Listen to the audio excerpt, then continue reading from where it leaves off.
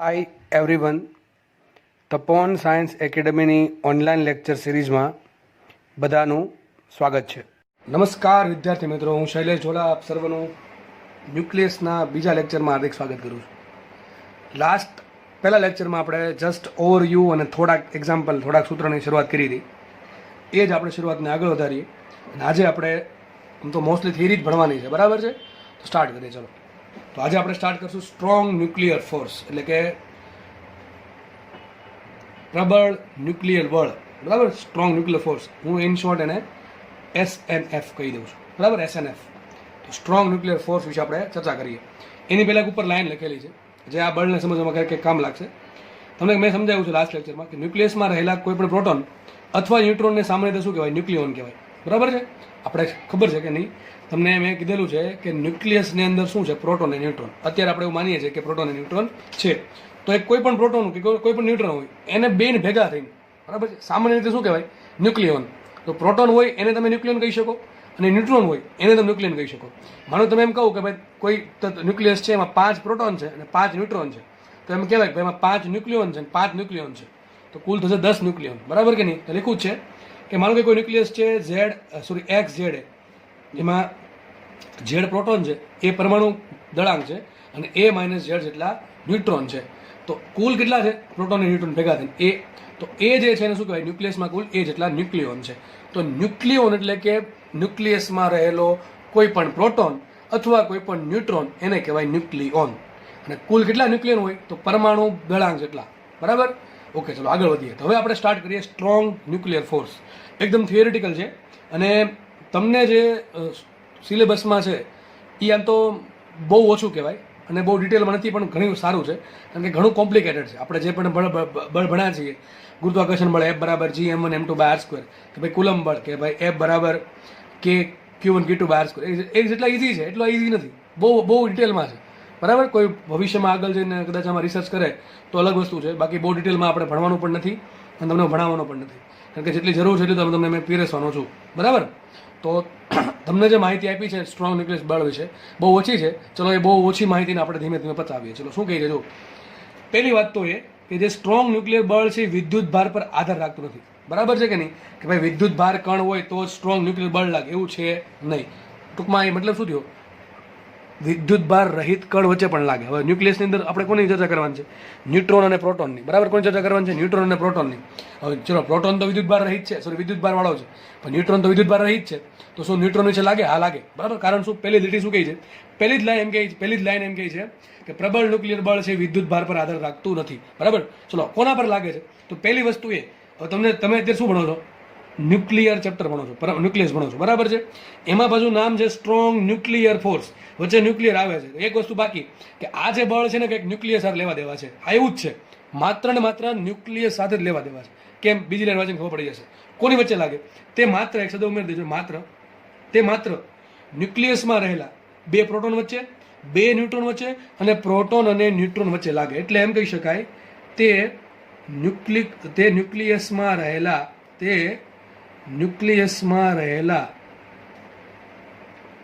ન્યુક્લિયોન વચ્ચે લાગે. ન્યુક્લિયોન કીધું એટલે 2 આવી ગયા, પ્રોટોન ન્યુટ્રોન 2 આવી ગયા. સમજ પડે કે ના પડે? ફરીથી કીધું છે, જો કે લખ્યું જ છે નીચે, કંઈ વાંધો નહીં. આપણે ચલો શું કહીએ? જો જે સ્ટ્રોંગ ન્યુક્લિયર બળ છે, જે SNF છે, બરાબર છે, એ કોની વચ્ચે લાગે? ન્યુક્લિયસમાં રહેલા 2 પ્રોટોન વચ્ચે લાગે, 2 ન્યુટ્રોન વચ્ચે લાગે અને પ્રોટોન અને ન્યુટ્રોન વચ્ચે પણ લાગે. ટૂંકમાં એવું નહીં સરખા કણ વચ્ચે લાગે. આ જો પ્રોટોન વચ્ચે લાગે, ન્યુટ્રોન વચ્ચે લાગે અને ન્યુટ્રોન અને પ્રોટોન વચ્ચે પણ લાગે છે, એટલે કે ન્યુક્લિયોન વચ્ચે લાગે. બીજી આ ત્રીજી લાઈન છે ને, બહુ જરૂરી છે, બહુ જ કામની લાઈન છે. તમને સર બીજીમાં જેમ ફરક શું? બહુ ફરક છે. જો માત્ર આ શબ્દ જુઓ, નજીક રહેલા ન્યુક્લિયોન પર જ લાગે છે. તમને મેં કાલે ડાયાગ્રામ બતાવ્યો હતો, જો આ ડાયાગ્રામ, બરાબર? અહીંયા જુઓ, આમાં તમે ઘણા બધા ન્યુક્લિયોન છે. તો ત્રીજો મુદ્દો એમ કહે છે તે માત્ર નજીક રહેલા ન્યુક્લિયોન પર જ લાગે. હવે કેટલા નજીક હોવા જોઈએ એ ધીમે ધીમે આગળ કીધું છે, પણ તમને સમજાવી દઉં. જુઓ, માનો કે એક આ ન્યુક્લિયોન છે ને એક આ ન્યુક્લિયોન છે, તો 2 વચ્ચે નહીં લાગે. હું તો નજીક કહી દઉં છું, નહીં લાગે. પણ જો એક આ ન્યુક્લિયોન છે ને એક આ તો વચ્ચે લાગશે પાછું. પણ એવું નથી કે બહુ દૂર ન હોય તો લાગશે, બહુ દૂર તો નહીં લાગે. કેટલા નજીક હોવા જોઈએ આગળના મુદ્દામાં કીધું જ છે, પણ જસ્ટ સમજો અત્યારે શું કહે છે? તે ન્યુક્લિયોન વચ્ચે લાગશે, ડેફિનેટલી તે ન્યુક્લિયસમાં રહેલા ન્યુક્લિયોન વચ્ચે જ લાગશે. બહારના કોઈ પણ દળ પર બહારના કોઈ પણ કણ પણ નહીં લાગે. જેમ કે ઇલેક્ટ્રોન અને પ્રોટોન વચ્ચે ન લાગે, ઇલેક્ટ્રોન ન્યુટ્રોન વચ્ચે નહીં લાગે. અરે ભાઈ, ન્યુક્લિયસની અંદર પણ માત્ર ને માત્ર જે ન્યુક્લિયોન નજીક છે એની વચ્ચે જ લાગે છે. બે ન્યુક્લિયોન માનો કે દૂર છે તો લાગશે નહીં. ચલો આગળ વધીએ. ચોથો મુદ્દો એમ કહે છે, કુદરતમાં મળતા બળો પૈકીનું સૌથી પ્રબળ બળ. અત્યાર સુધીમાં આપણે જેટલા બી બળ આઈડેન્ટિફાઈ થયા છે એમાં સૌથી પ્રબળ બળ કોઈ હોય તો એ છે સ્ટ્રોંગ ન્યુક્લિયર ફોર્સ. નામ જ શું કામ બનાવ્યું છે વિચારો ને. એક તો આગળ સ્ટ્રોંગ શબ્દ છે, પાછળ છે ન્યુક્લિયર, અને ફોર્સ બરાબર છે, બળ તો હોવું જોઈએ, કારણ કે એની ચર્ચા કરીએ છીએ. તો સ્ટ્રોંગ એટલા માટે આવ્યું કે આ જે બળ છે ને, સ્ટ્રોંગ ન્યુક્લિયસ બળ, પ્રબળ ન્યુક્લિયર બળ, એ દુનિયાનું સૌથી અત્યાર સુધીમાં ટૂંકમાં જે બળ આપણને આઈડેન્ટિફાઈ થયા છે એમાં પ્રબળ બળ છે. બીજું પાછળ શબ્દ આવ્યો ન્યુક્લિયર, એટલા માટે આવ્યો છે કે ન્યુક્લિયસમાં જ લાગે છે. ન્યુક્લિયસમાં જે પણ કણો છે એની વચ્ચે જ લાગે છે. આગળ વધીએ. હવે વાત કરીએ મેન કે સર આ તમે કીધું કે નજીક લાગે તો કેટલા નજીક હોવા જોઈએ. આ બળની અવધિ 1 ફર્મીમીટરથી 2 ફર્મીમીટર સુધી છે. આમ અવધિ એટલે શું થાય? અવધિ એટલે કે રેન્જ. કેટલી રેન્જ છે? તો માનો કે 2 ન્યુક્લિયોન છે. એક ન્યુક્લિયોન માનો કે અહીંયા છે અને એક ન્યુક્લિયોન અહીંયા છે. તો બે વચ્ચેનું અંતર 1 ફર્મીમીટરથી 2 ફર્મીમીટર. હવે એક્ઝેક્ટ નથી કે 1 ફર્મીમીટર જ હોવું જોઈએ કે 2 ફર્મીમીટર હોવું જોઈએ. લગભગ 1 ફર્મીમીટરથી 2 ફર્મીમીટર હોય, આ આટલું અંતર હોય ટૂંકમાં. આનાથી વધારે ન હોવું જોઈએ. 1 ફર્મીમીટરથી 2 ફર્મીમીટર વચ્ચે હોય અંતર. ટૂંકમાં એક ન્યુક્લિયન અહીંયા છે અને બીજો ન્યુક્લિયન અહીંયા છે. એની બે વચ્ચે જે અંતર છે એ કેટલું હશે? 1 ફર્મીમીટરથી 2 ફર્મીમીટર સુધી હોય તો જ બળ લાગે. વિચારો કેટલું ઓછું અંતર. કેટલું છે? 1 ફર્મીમીટર 10⁻15 ઘાત. એટલે કેટલું નાનું છે, બરાબર કે નહીં? તો ખૂબ જ શું કહેવાય, લઘુ અંતરીય બળ. હું એક મુદ્દો લખતા ભૂલી ગયો છું, તમે એડ કરી દેજો. લખી દો ચલો ને. આ બળ લઘુ અંતરીય છે. કેમ લઘુ અંતરીય? ઉપરનો મુદ્દો વાંચો, બરાબર છે? અંતરીય. ઓકે, ચલો શું કહે છે? આ બળની અવધિ 1 ફર્મીમીટરથી 2 ફર્મીમીટર છે. આગળ વાંચીએ. તેનાથી વધુ અંતર માટે આ બળ કોઈ પણ ન્યુક્લિયોન વચ્ચે લાગતું છે નહીં. હવે સમજો આ ખાસ. જો મેં તમે એટલા માટે કીધું હતું, માનો કે એક ન્યુક્લિયોન અહીંયા છે અને એક ન્યુક્લિયોન અહીંયા છે. માનો કે આ બે વચ્ચેનું અંતર 2 ફર્મીમીટર અથવા 1 ફર્મીમીટર કરતાં વધારે છે તો આ બે વચ્ચે લાગશે નહીં. માનો કે આ ન્યુક્લિયોન છે અને આ ન્યુક્લિયોન છે તો પાછું લાગશે, તો પાછું એની વચ્ચે બળ લાગશે. ચલો આગળ વધીએ. હજી થોડુંક વિચિત્ર છે. જો બળ, આ બળ આકર્ષી છે ને અપાકર્ષી છે. વિચારો, અત્યારે તો આપણે 2 બળ ભણ્યા. જો એક તો ભણ્યા હતા ગુરુત્વાકર્ષણ બળ, જે આકર્ષી હતું, અને એક ભણ્યા હતા કુલંબીય બળ. એમ તો કાં તો આકર્ષી કહેવાય કાં તો અપાકર્ષી કહેવાય, કારણ કે આપણે ખબર છે વિદ્યુતભાર સજાતી હોય તો અપાકર્ષી હશે અને વિદ્યુતભાર વિજાતી હોય તો આકર્ષી હશે. પણ આ તો સાલું કેવું છે, વિદ્યુતભાર પર આધાર રાખતું નથી. માત્ર કોના પર લાગે? પ્રોટોન વચ્ચે લાગે, ન્યુટ્રોન વચ્ચે લાગે અને ન્યુટ્રોન અને પ્રોટોન વચ્ચે લાગે. એમાં પાછું બહુ અંતર ઓછું હોય તો જ લાગશે. એમાંય પાછું આકર્ષી છે અને અપાકર્ષી છે. હવે ક્યારે આકર્ષી ક્યારે અપાકર્ષી, એના માટે તમને આ પ્રશ્ન પૂછાઈ શકે. જો તો એ કોના પર ડિપેન્ડ કરે? અંતર પર. બળ છે એ આકર્ષી છે કે અપાકર્ષી છે એ કોના પર ડિપેન્ડ કરે? જો કેટલું કોના પર ડિપેન્ડ કરે? જો એ ડિપેન્ડ કરશે 2 ન્યુક્લિયોન વચ્ચેનું અંતર. ન્યુક્લિયોન અંતર માનો કે 0.8 ફર્મી કરતાં ઓછું હોય. સમજો, 2 ન્યુક્લિયોન વચ્ચે અંતર 0.8 ફર્મી કરતાં ઓછું હોય તો આ બળ હશે અપાકર્ષી. અને માનો કે 2 ન્યુક્લિયોન વચ્ચેનું અંતર 0.8 ફર્મી કરતાં વધારે હોય તો આ બળ હશે આકર્ષી. હવે 0.8 ફર્મીથી વધારે ગમે એટલું વધારે ના. કેટલું? 1 ફર્મીમીટરથી 1 ફર્મીથી 2 ફર્મીથી વધારે ના થવું જોઈએ. હા, ડેફિનેટલી 0.8 ફર્મીથી વધારે હોવું જોઈએ. માનો કે 2 ન્યુક્લિયસ છે, બરાબર છે? માનો કે એની વચ્ચેનું અંતર 1.2 ફર્મી છે તો કયું બળ લાગે? એના વચ્ચે લાગે આકર્ષી બળ. કયું લાગે? આકર્ષી બળ. કારણ કે અંતર કેટલું છે? 0.8 ફર્મી કરતાં વધારે. માનો કે 2 ન્યુક્લિયોન છે, એની વચ્ચેનું અંતર 0.6 ફર્મીમીટર છે તો કયું બળ લાગશે? એની વચ્ચે અપાકર્ષી બળ લાગશે. પણ એવું નહીં કે બે ન્યુક્લિયોન છે એની વચ્ચેનું અંતર 12 ફર્મી છે તો બળ જ નહીં લાગે. સમજ પડે કે ન પડે? આટલા આનથી વધારે અંતર તો લાગશે જ નહીં, બરાબર? 1 ફર્મીથી 2 ફર્મી અંતરથી વધારે અંતર તો લાગવાનું છે જ નહીં. પણ એનાથી ઓછું તો એમ 2 ભાગ પડે. પછી 0.8 ફર્મીથી ઓછું તો અપાકર્ષી લાગે, 0.8 ફર્મીથી વધારે તો આકર્ષી બળ લાગે. લખ્યું છે અહીંયા 1 ફર્મીમીટરથી 2 ફર્મીમીટર, 1 ફર્મીથી 2 ફર્મીથી વધારે જો અંતર હશે તો બળ લાગતું જ નથી. બરાબર રીતે આપણે આગળ જોઈ ગયા છીએ.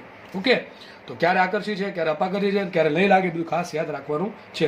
આ લખ્યું છે આપણે લઘુ અંતરીય છે કારણ કે એ બહુ નાના અંતર માટે જ લાગે છે, એની મોટા અંતર માટે લાગતું નથી. નેક્સ્ટ મુદ્દો છે આ બળ કેન્દ્રીય બળ નથી. એટલે મતલબ શું થાય કે આપણે જોયું તો માનો કે એક M1 દળ અહીંયા હોય ને M2 દળ અહીંયા હોય, બની શકે કે ભાઈ બે એકબીજાની નજીક આવશે, કેન્દ્ર તરફ આવશે, બરાબર છે? પણ આમાં એવું કહે છે ને કેન્દ્રીય બળ છે. સિમ્પલ ખાલી યાદ રાખી લેજો, બરાબર? આ આગળ જે લખ્યું છે એ સમજાવવાનો પ્રયત્ન કર્યો હતો. ભાઈ એક ન્યુક્લિયસ અહીંયા છે, એક ન્યુક્લિયોન અહીંયા છે, બીજો ન્યુક્લિયોન અહીંયા છે, અને માનો કે બે વચ્ચે અંતર D છે. જો D ની કિંમત 1 ફર્મીથી અથવા 2 ફર્મીથી વધારે છે તો બળ લાગશે જ નહીં, બરાબર છે? લખ્યું છે ન્યુક્લિયસમાં રહેલા દૂરના ન્યુક્લિયોન્સ વચ્ચે આ બળ લાગતું છે ને. ન્યુક્લિયસ છે એ કેટલું મોટું છે કોના પર ડિપેન્ડ કરે? એ પર ડિપેન્ડ કરે. જેટલું મોટું ન્યુક્લિયસ એમાં એટલા દૂર દૂર ન્યુક્લિયોન ગોઠવાયેલા હોય. એમાં જો બે ન્યુક્લિયોન વચ્ચેનું અંતર એક ફર્મી અથવા બે ફર્મીથી વધારે હોય, આ બેથી વધારે છે તો બળ લાગશે જ નહીં ભાઈ. બરાબર છે? આપણે સમજાવ્યું એ પ્રમાણે આગળ વધી આવે તો આઈ થિંક તમને સ્ટ્રોંગ ન્યુક્લિયસ બળ છે એના મુદ્દા અમુક યાદ રાખવા. ક્યારેક તમને નીટવાળાને ખાસ આ પ્રમાણે વિધાન સ્વરૂપે તમને પ્રશ્ન પૂછાય અને ક્યારેક તમને આ થિયરી છે બોર્ડમાં પણ 2 માર્ક્સમાં પૂછી નાખે. બરાબર છે? ગુજરાત બોર્ડમાં. ચલો આગળ વધીએ. હવે આપણે ન્યુક્લિયસનું જે એક તો ખબર પડી ગઈ સ્ટ્રોંગ ન્યુક્લિયસ બળ લાગે. હવે આપણે નવો ટોપિક ભણીએ ન્યુક્લિયસનું દળ. ચલો દળની વાત કરીએ. હવે વિચારો ન્યુક્લિયસ બિચારો કેટલું નાનું છે. એક તો નાનકડું એવું છે, પરમાણુ તો એટલો સૂક્ષ્મ છે, એમાં પાછું ન્યુક્લિયસ છે, એમાં પાછું ન્યુક્લિયસમાં બધું દળ ક્યાં કેન્દ્રિત થયું છે? ન્યુક્લિયસના કેન્દ્રમાં. એટલે બહુ નાની વાત થઈ ગઈ. હવે આ ન્યુક્લિયસનું દળ માપવું છે. બરાબર છે? દળ માપવું કે એકમ હશે ને એનો. તો હવે સિમ્પલી વિચાર કરીએ તો ભાઈ ન્યુક્લિયસ તો બહુ નાની વસ્તુ છે, તેનું દળ આપણે એસઆઈ એકમ છે દળનો કિલોગ્રામ. તો કિલોગ્રામમાં તો માપી નહીં શકીએ, કારણ કે કિલોગ્રામમાં માપશું તો બહુ આંકડો નાનો આવશે. આપણે કેમ પેલી ઉર્જા છે એ ઇલેક્ટ્રોન વોલ્ટમાં માપીએ આપણે, કારણ કે જૂલ છે એ બહુ મોટો એકમ પડે. લાસ્ટ ચેપ્ટરમાં આપણે જોયું છે કે આપણે ઉર્જા આપણે તમને ખબર છે -13.6 Z² / ઇલેક્ટ્રોન વોલ્ટમાં માપીએ, કારણ કે જૂલમાં માપી શકે નો ડાઉટ, પણ તમારે પાછળ મોટી ઘાત લખવી પડે માઇનસમાં. એના કરતાં બેટર એ છે કે ભાઈ આપણે એનો નાનો એકમ બનાવી નાખીએ. તો એ જ રીતે ન્યુક્લિયસનું દળ ઘણું સૂક્ષ્મ છે, એટલા માટે એનો બને નાખો નાનો એકમ. તો બને એવું કહી દે તો આપણી પાસે કાર્બનનું ન્યુક્લિયસ છે. કાર્બન બધાને ખબર છે 6, એમાં શું હશે? જો કે આના સમસ્થાનિક હોય. બરાબર? એવું ખાલી એક જ હશે, સમસ્થાનિક હોઈ શકે આના. તો આપણે કોની વાત કરીએ છીએ? કાર્બનનો એવો સમસ્થાનિક કે જેમાં પરમાણુ, ચલો પ્રોટોન તો 6 જોવાના, અને પરમાણુ કાર્બન જે છે જે C612 છે એનું જે ન્યુક્લિયસ છે એની પાસે એક દળ હશે. બરાબર? એમાં શું હશે? 6 પ્રોટોન હશે અને 6 ન્યુટ્રોન હશે. તો એ ન્યુક્લિયસનું જે પણ દળ મળે એને આપણે 12 વડે ભાંગી નાખ્યા. બરાબર? 12 વડે કેમ ભાગ્યા? કારણ કે એમાં કુલ 12 ન્યુક્લિયોન છે. શું છે? 12 ન્યુક્લિયોન. મેં શું કર્યું ફરીથી કહું છું, મારી પાસે અથવા આપણી પાસે કાર્બન 612નું જે ન્યુક્લિયસ છે, ન્યુક્લિયસની વાત થાય, જો ખાલી ન્યુક્લિયસ હોય તેમાં ઇલેક્ટ્રોન નો આવે, એને બાદ કરવા પડે.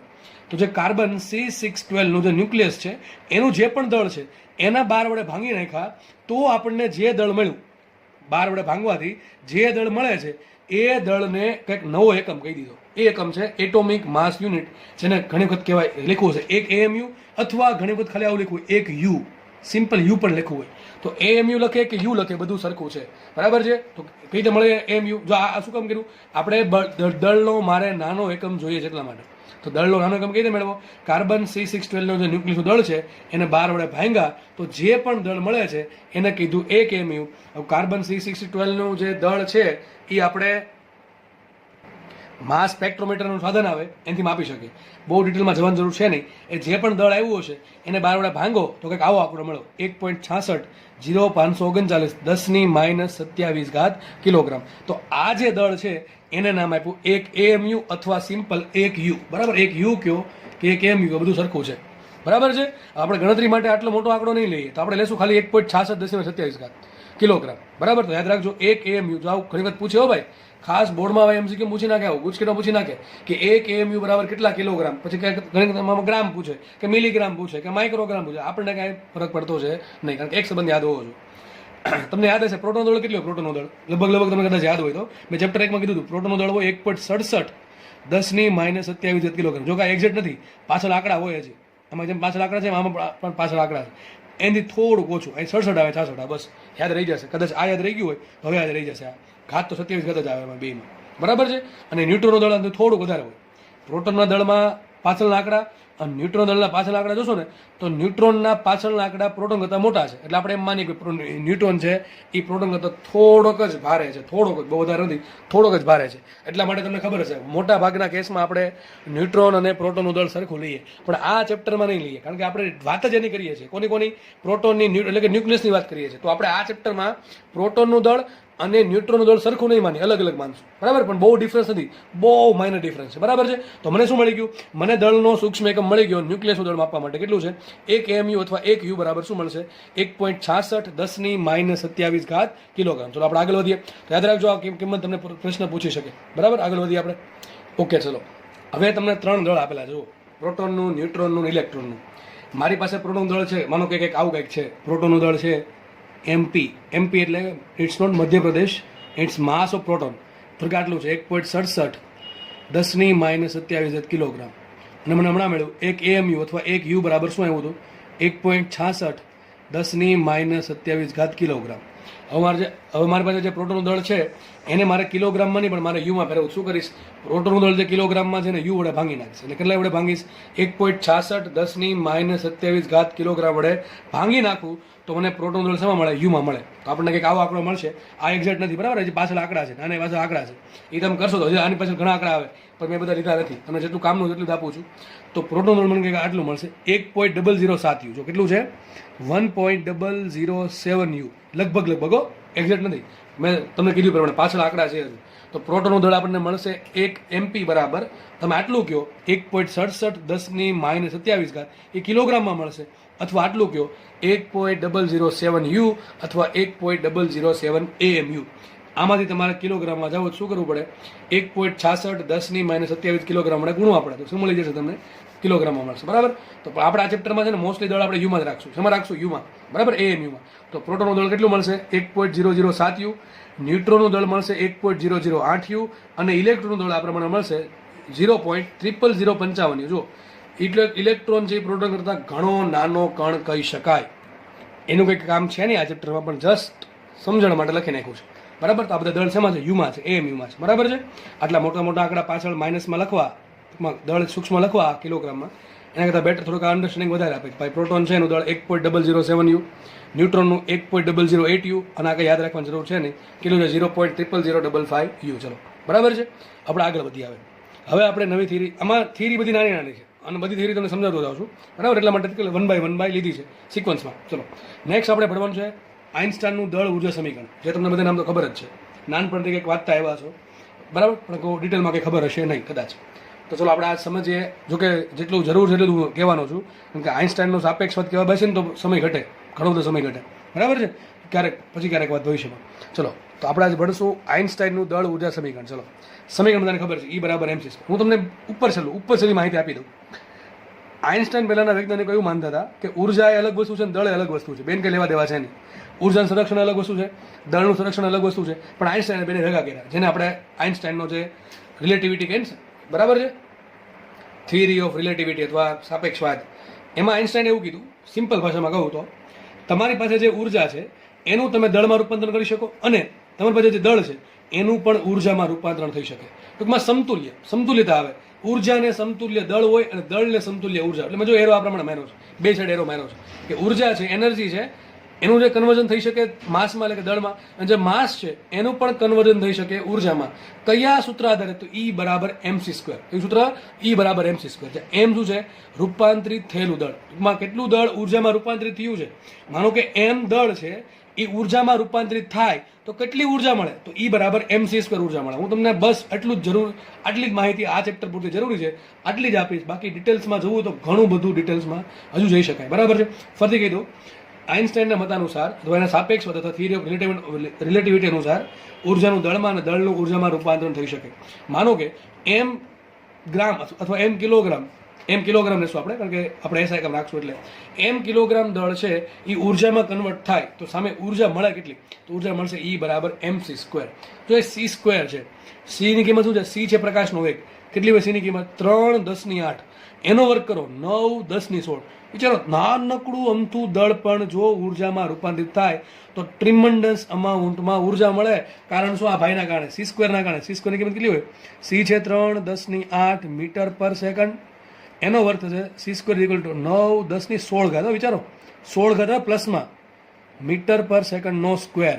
તો વિચારો, નાનકડું દળ હોય, બરાબર? માનો કે 1 માઇક્રોગ્રામ દળ છે, એને ગુણ્યા c² કરો તો બહુ ઉર્જા આ ઝૂલમાં મળે, પાછી બહુ વધારે ઉર્જા મળે, બરાબર છે? તો આ આટલું જરૂર છે બસ અહીંયા, બરાબર છે? હવે એક કામ કરીએ. હવે છે ને તમને પ્રશ્ન બહુ પૂછે. હમણાં NEET 2020માં એક સિમ્પલ પ્રશ્ન પૂછાઈ ગયો. NEET 2020માં તમને એમ કહી દે ભાઈ 1 કિલોગ્રામ દળને સમતુલ્ય ઉર્જા શોધો. આવા પ્રશ્ન તમને આવા ક્વેશ્ચન તમને તમારે ક્વેશ્ચન પેપરમાં જોવા મળશે. તમને પ્રશ્ન પૂછાય 1 કિલોગ્રામ દળને અનુરૂપ સમતુલ્ય ઉર્જા કેટલી? તો તમારે શું કરવાનું? E = mc².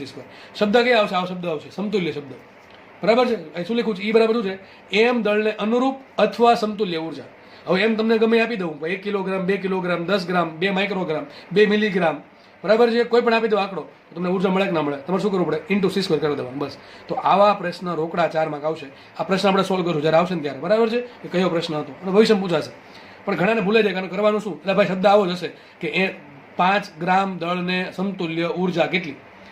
સૂત્ર શું મૂકવાનું? E બરાબર mc સ્ક્વેર. હવે માનો કે મારી પાસે એક AMU અથવા એક યુ જેટલું દળ છે, મારે એને સમતુલ્ય ઉર્જા શોધવી છે, બરાબર છે. એટલે કહેવા એમ માંગુ છું, માનો કે એક AMU અથવા એક યુ જેટલા દળનું જો ઉર્જામાં રૂપાંતર થાય, કન્વર્ઝન થાય, તો મને સામે કેટલી ઉર્જા મળશે? તો અહીં એવું લખ્યું છે, એક AMU અથવા એક યુ દળને સમતુલ્ય અથવા એક યુ દળને અનુરૂપ ઉર્જા શોધવી છે. તો કરવાનું શું?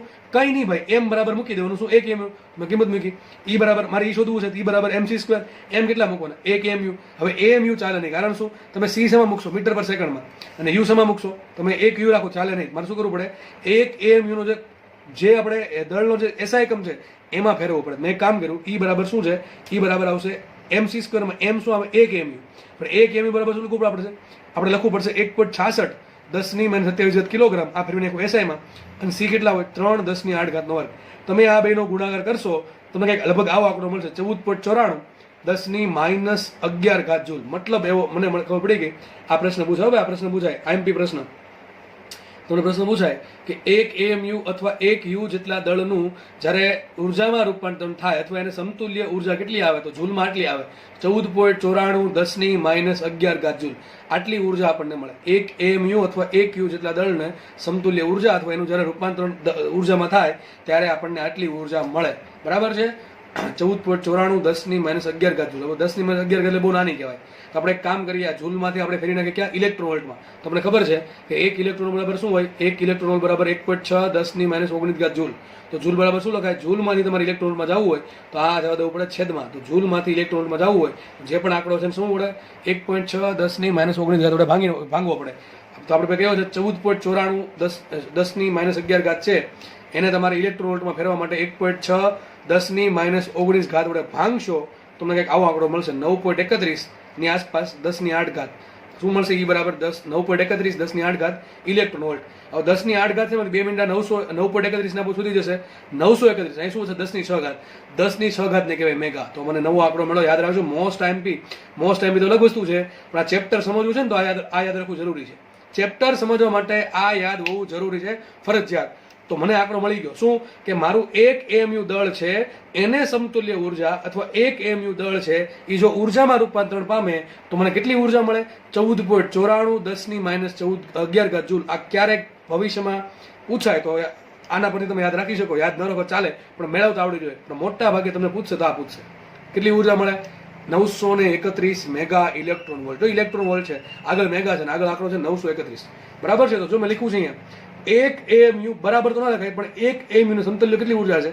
એક AMU ને સમતુલ્ય ઉર્જા છે 931 મેગા ઇલેક્ટ્રોન વોલ્ટ. કેટલી છે? 931 મેગા ઇલેક્ટ્રોન વોલ્ટ.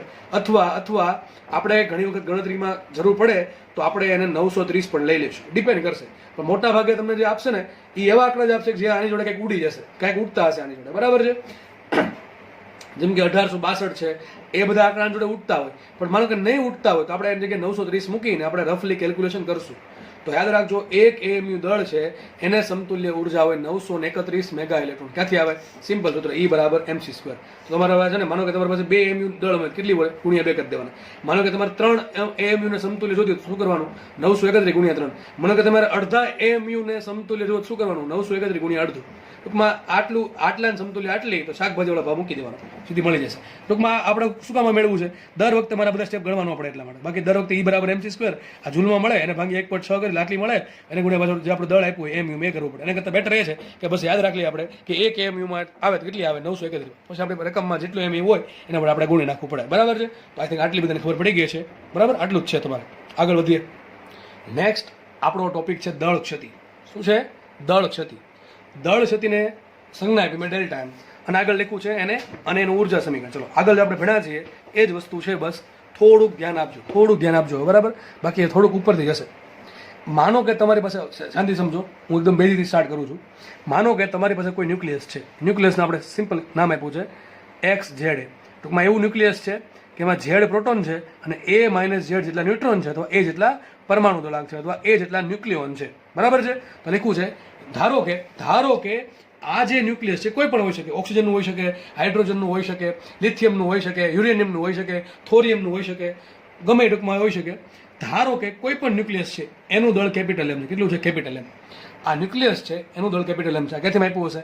ભાઈ મેં હમણાં કીધું માસ સ્પેક્ટ્રોમીટર બરાબર છે, એક સાધન આવે, એક મશીન આવે, એના પરથી આપણને ન્યુક્લિયસનું સૂક્ષ્મ દળ મળી શકે બરાબર. તો માનો કે આપણે દળ આપી લીધું, કેટલું મળ્યું મને? કેપિટલ એમ મળ્યું. હવે આ જે ન્યુક્લિયસ છે એમાં કેટલા ન્યુક્લિયોન છે? કેપિટલ એ. આ જે ન્યુક્લિયસ છે એમાં કેટલા પ્રોટોન છે? ઝેડ. આ જે ન્યુક્લિયસ છે એમાં કેટલા ન્યુટ્રોન છે? એન. એન બરાબર શું છે? એ માઇનસ ઝેડ. તો એક કામ કરીએ, હવે હું શું કરું? શાંતિ સમજો ભાઈ, હવે મહત્વનું છે, ખાસ સમજો. કામ ખાલી 5 મિનિટનું જ છે, પણ સમજશો તો બહુ ઇઝી રહેશે તમારું જીનીટમાં પણ અને તમારા બોર્ડમાં પણ. સમજો.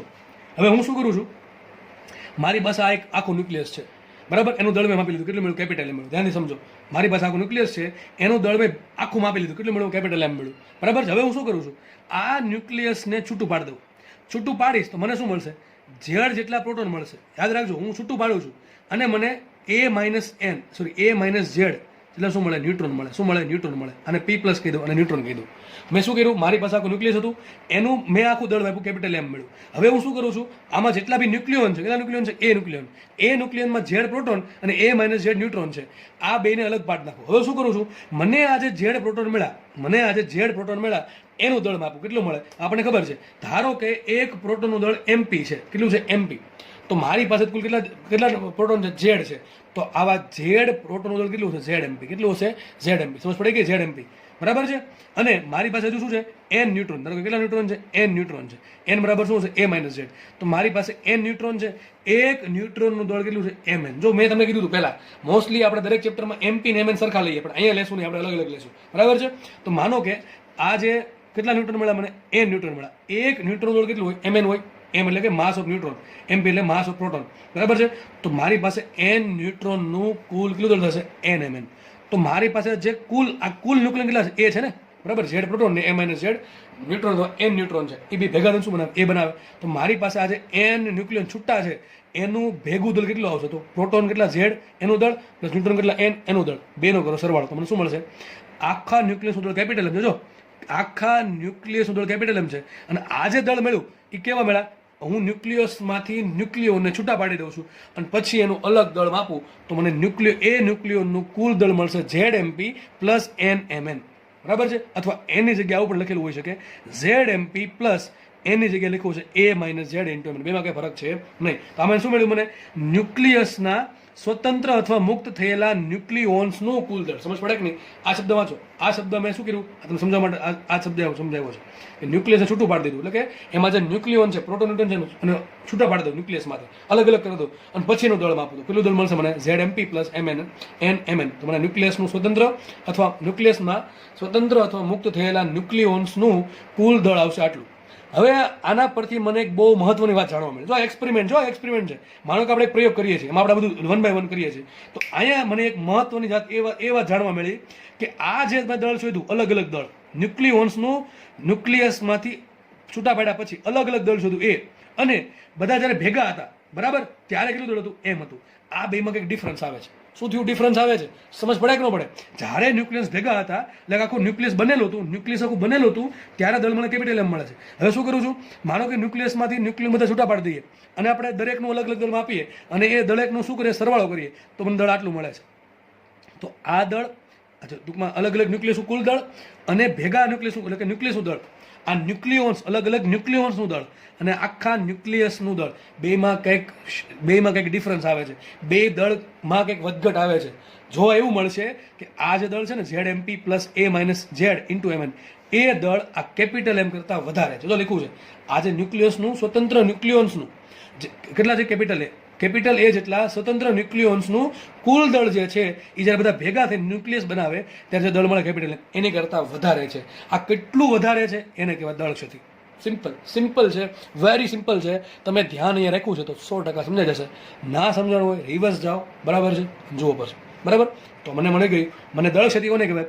દળ ક્ષતિ શું થાય? સિમ્પલ ભાષામાં તમે ગુજરાતીમાં કેવું હોય તો ન્યુક્લિયસમાં રહેલા ન્યુક્લિયોન્સનો સ્વતંત્ર દળનો સરવાળો માઇનસ ન્યુક્લિયસનું દળ એ બેની બાદબાકી કરતા તમને જે મળે, બરાબર, આ દળ છે એ આ દળ કરતાં કેટલું વધારે છે. આ જે દળ મળ્યું આપણને અલગ અલગ દળ, એ ભેગા ન્યુક્લિયસનું દળ કરતાં કેટલું વધારે છે એને કહેવાય દળ ક્ષતિ ડેલ્ટા એમ. લખ્યું છે આપેલા ન્યુક્લિયસ માટે દળ ક્ષતિ ડેલ્ટા એમ બરાબર શું આવશે? તો આજે ભેગું દળ ZMP plus N into MN minus શું કરવું પડે મારે? Capital M. આ બેની બાદબાકી કરું તો મને શું મળે? દળ ક્ષતિ મળે. હવે અહીંયા સૂત્ર તમને ZMP plus N into MN લખો કે N બરાબર તમે શું લખો? A માઇનસ Z લખો. જે પણ લખો એમાં કંઈ ફરક પડે નહીં, બરાબર છે? તો તમને આટલું દળ મળશે. હવે જુઓ, આમાં તમે MP ની કિંમત, આમાં તમે MN ની કિંમત અને આમાં તમે કેપિટલ એમની કિંમત AMU માં મૂકશો તમને શેમાં આન્સર આવશે? ડેલ્ટા એમ નો આન્સર તમારે AMU માં આવશે. જો તમે MP ની કિંમત કિલોગ્રામમાં મૂકો, MN ની કિંમત કિલોગ્રામમાં મૂકો અને કેપિટલ એમની કિંમત પણ કિલોગ્રામમાં મૂકો તો તમારો ડેલ્ટા એમનો આન્સર શેમાં આવશે? કિલોગ્રામમાં આવશે. હવે તમને ખબર છે મોસ્ટલી શેમાં હશે? આ દળ બધા શેમાં સૂક્ષ્મ હોય, બહુ મોટા હોય, બહુ સૂક્ષ્મ હોય, એટલા માટે તમને મોટા ભાગે રકમમાં દાખલો પૂછશે ને તો આ તમને આ વસ્તુ છે ને AMU માં જ આપશે. અને બીજી વાત કીધું, નીટમાં અને જીમાં આ સૂત્ર પૂછાણું એક વખત, આ સૂત્ર પૂછાણું તમને આવો પ્રશ્ન હતો કે XZ એ ન્યુક્લિયસ માટે દળ ક્ષતિ કેટલી હોય? તો લખ્યું હોય કે ભાઈ પ્રોટોનનું દળ MP લેવું, ન્યુટનનું દળ MN લેવું અને આખા ન્યુક્લિયસનું ભેગું દળ કેપિટલ એમ લેવું. સૂત્ર ઘણાને ન આવડે, આ પણ ન આવડે, કારણ કે રિવિઝન કર્યું ન હોય, સમજ્યું નહીં, ગોખવું એટલે ન જ આવડે, બરાબર કે નહીં? તો યાદ રાખો, ડેલ્ટા એમનો આન્સર કિલોગ્રામમાં આવી શકે અને AMU માં આવી શકે.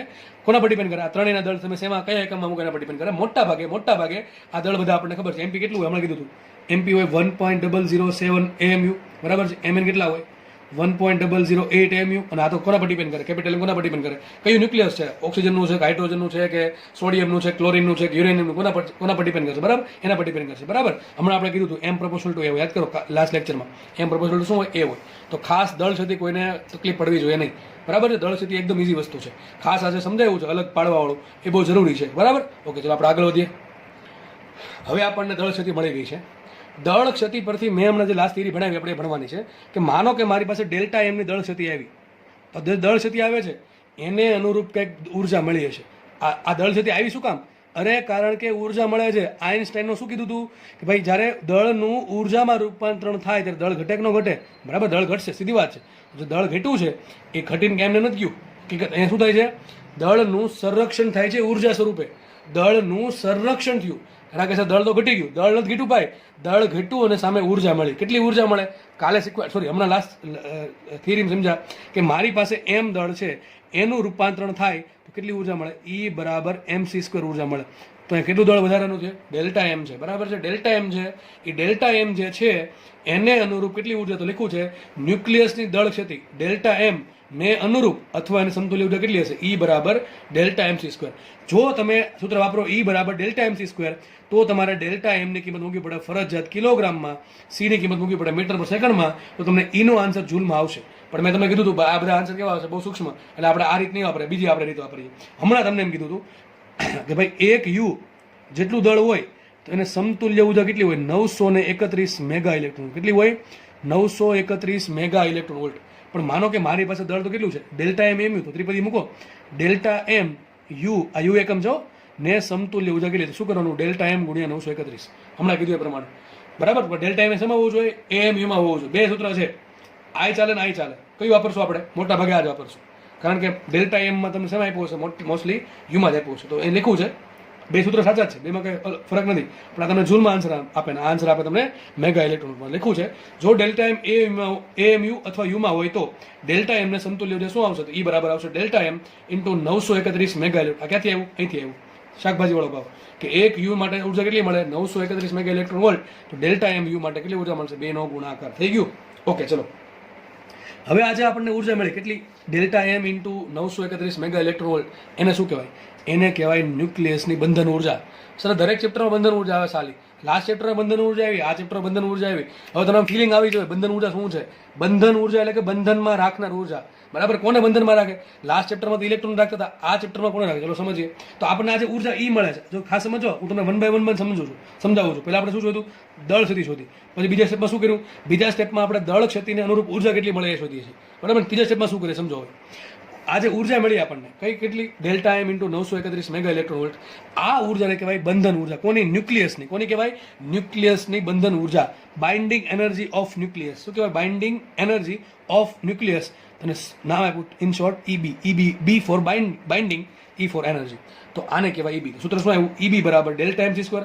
આ પણ તમે વાપરી શકો. આનો આન્સર જૂલમાં આવશે. ડેલ્ટા મૂકો આપણે કિલોગ્રામમાં અને સી મૂકો આપણે મીટર પર સેકન્ડમાં. અથવા તમે વાપરી શકો ડેલ્ટા એમ ગુણ્યા 931 મેગા ઇલેક્ટ્રોન. મોટા ભાગે આપણે આ સૂત્ર વાપરશું. તો બંધન ઉર્જા કોને કહેવાય? તમને પ્રશ્ન પૂછાય કે ન્યુક્લિયસની બંધન ઉર્જા સૂત્ર શું? તો આ ડેલ્ટા એમ આવ્યું. આ ડેલ્ટા એમની કિંમત ક્યાંથી મૂકવાનું? આગળથી ડેલ્ટા એમ બરાબર શું હતું? યાદ કરો. ZMP plus N into MN minus nucleus દળ. આટલું કરો તો શું મળે? ડેલ્ટા એમ ઇન્ટુ શું કરો? 931 મેગા ઇલેક્ટ્રોન. તો તમે શું મળી જશે? ન્યુક્લિયસની બંધન ઉર્જા. એક કામ કરું, મારે ન્યુક્લિયસની બંધન ઉર્જા નથી જોતી, મારે ન્યુક્લિયોનની બંધન ઉર્જા. જો આખું ન્યુક્લિયસ છે, એમાં ઘણા બધા શું છે? પ્રોટોન ન્યુટ્રોન છે. આ પ્રોટોન ન્યુટ્રોન શું કહેવાય? ન્યુક્લિયોન કહેવાય. મને આખા ન્યુક્લિયસની બંધન ઉર્જા કેટલી મળી? ઈબી મળી. કેટલી મળી? ઈબી. પણ મારે હવે એક ન્યુટ્રોન અથવા એક પ્રોટોન અથવા સિમ્પલ ભાષામાં કહું તો આ જે ન્યુક્લિયોન છે એની બંધન ઉર્જા જોઈએ. તો હું શું કરું? બસ સિમ્પલ કોન્સેપ્ટ જો આમાં સમજો. માનો કે આ જે ન્યુક્લિયસ છે એમાં કુલ એ જેટલા ન્યુક્લિયોન છે. કેટલા છે? એ ન્યુક્લિયોન. તો વિચારો, એ ન્યુક્લિયોનના ભાગમાં બંધન ઉર્જા કેટલી આવે છે? ઈબી આવે છે. તો એકના ભાગમાં કેટલી આવે? ઈબી ભાગ્યા એ. સમજ પડે કે ના પડે? મને કહો 50 કેળા છે અને 10 વ્યક્તિઓ, એકના ભાગમાં કેટલા આવે? 5. તો એ જે 5 છે ને એને શું કહેવાય? ન્યુક્લિયોન દીઠ બંધન ઉર્જા. સમજો, ઈને આપેલ ન્યુક્લિયસ બંધન ઉર્જા કહે છે, ઈબી કહે છે. આખે કોની છે? ન્યુક્લિયસની છે. આગળ લખ્યું છે આ જે ઈબી છે એટલે કે આખા ન્યુક્લિયસની જે બંધન ઉર્જા છે અથવા બધા જ ન્યુક્લિયોન્સની જે બંધન ઉર્જા છે એને શું કરો?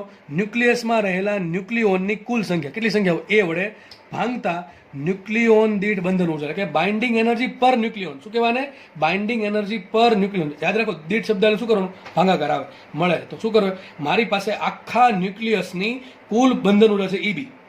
એને શું કર્યું મેં? ન્યુક્લિયોન્સ. આ જે ન્યુક્લિયસ છે એમાં કુલ કેટલા ન્યુક્લિયોન હોય? એ હોય. એકના ભાગમાં કેટલી આવે? ઈબી ભાગ્યા એ. કેટલી આવે? ઈબી ભાગ્યા એ. તો એ કરો તમને શું મળશે? એક ન્યુક્લિયોનની બંધન ઉર્જા. જો આ કોની છે? ન્યુક્લિયસની બંધન ઉર્જા છે. અને ઈબીએન શું છે?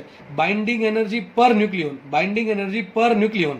બરાબર છે? તો એ જે મળશે તમને શું મળશે? ન્યુક્લિયોન દીઠ બંધન ઉર્જા. આનું બહુ આગળ યુઝ થવાનો છે. સૂત્ર શું આવશે? તો કંઈ નહીં, આજે ઈબી છે ડેલ્ટા એમ સી સ્ક્વેર અથવા delta M into 931 mega electron. એને શું કરો તમે? એ વડે ભાંગી નાખો તો તમને શું મળશે? તમને મળશે ન્યુક્લિયોન દીઠ બંધન ઉર્જા. કેટલી મળશે? ડેલ્ટા એમ સી સ્ક્વેર ભાગ્યા એ. આ તમને શું મળે? જૂલમાં મળે. અથવા શું કરવું પડે? Delta M into 931 mega electron ભાગ્યા આ તમને શેમાં મળે? ઇલેક્ટ્રોન વોલ્ટમાં મળે. તો આઈ થિંક બહુ ઇઝી થિયરી છે. તો લાગે તો પાછું થોડુંક રિવાઇઝ કરીને જોઈ લો. થિયરી લાંબી છે ઇઝી, બહુ ઇઝી છે. 1 થી 2 વખત જોશો, વાંચશો એટલે આરામથી આવડી જશે. ભૂલાશે નહીં કોઈ દિવસ. બરાબર? એ પ્રમાણે સમજાવું છું, પણ ધ્યાન અહીંયા રાખવું પડશે. બરાબર? થોડાક આપણે આગળ વધીએ. આમાં સૂત્ર શું આવ્યું? ઈબીએન બરાબર ઈબી ભાગ્યા એ. તો મને મળ્યું ઈબીએન બરાબર ઈબી ભાગ્યા. બરાબર? એક ન્યુક્લિયો. આ કોની બંધન ઉર્જા છે? આખા ન્યુક્લિયસની. આ કોની છે? એ ન્યુક્લિયોનમાંથી એક ન્યુક્લિયોનની કુલ કેટલા છે? એ ન્યુક્લિયોન છે. એમાંથી એક ન્યુક્લિયનના ભાગમાં આટલી આવશે. ઈબીએન બરાબર ઈબી ભાગ્યા એ.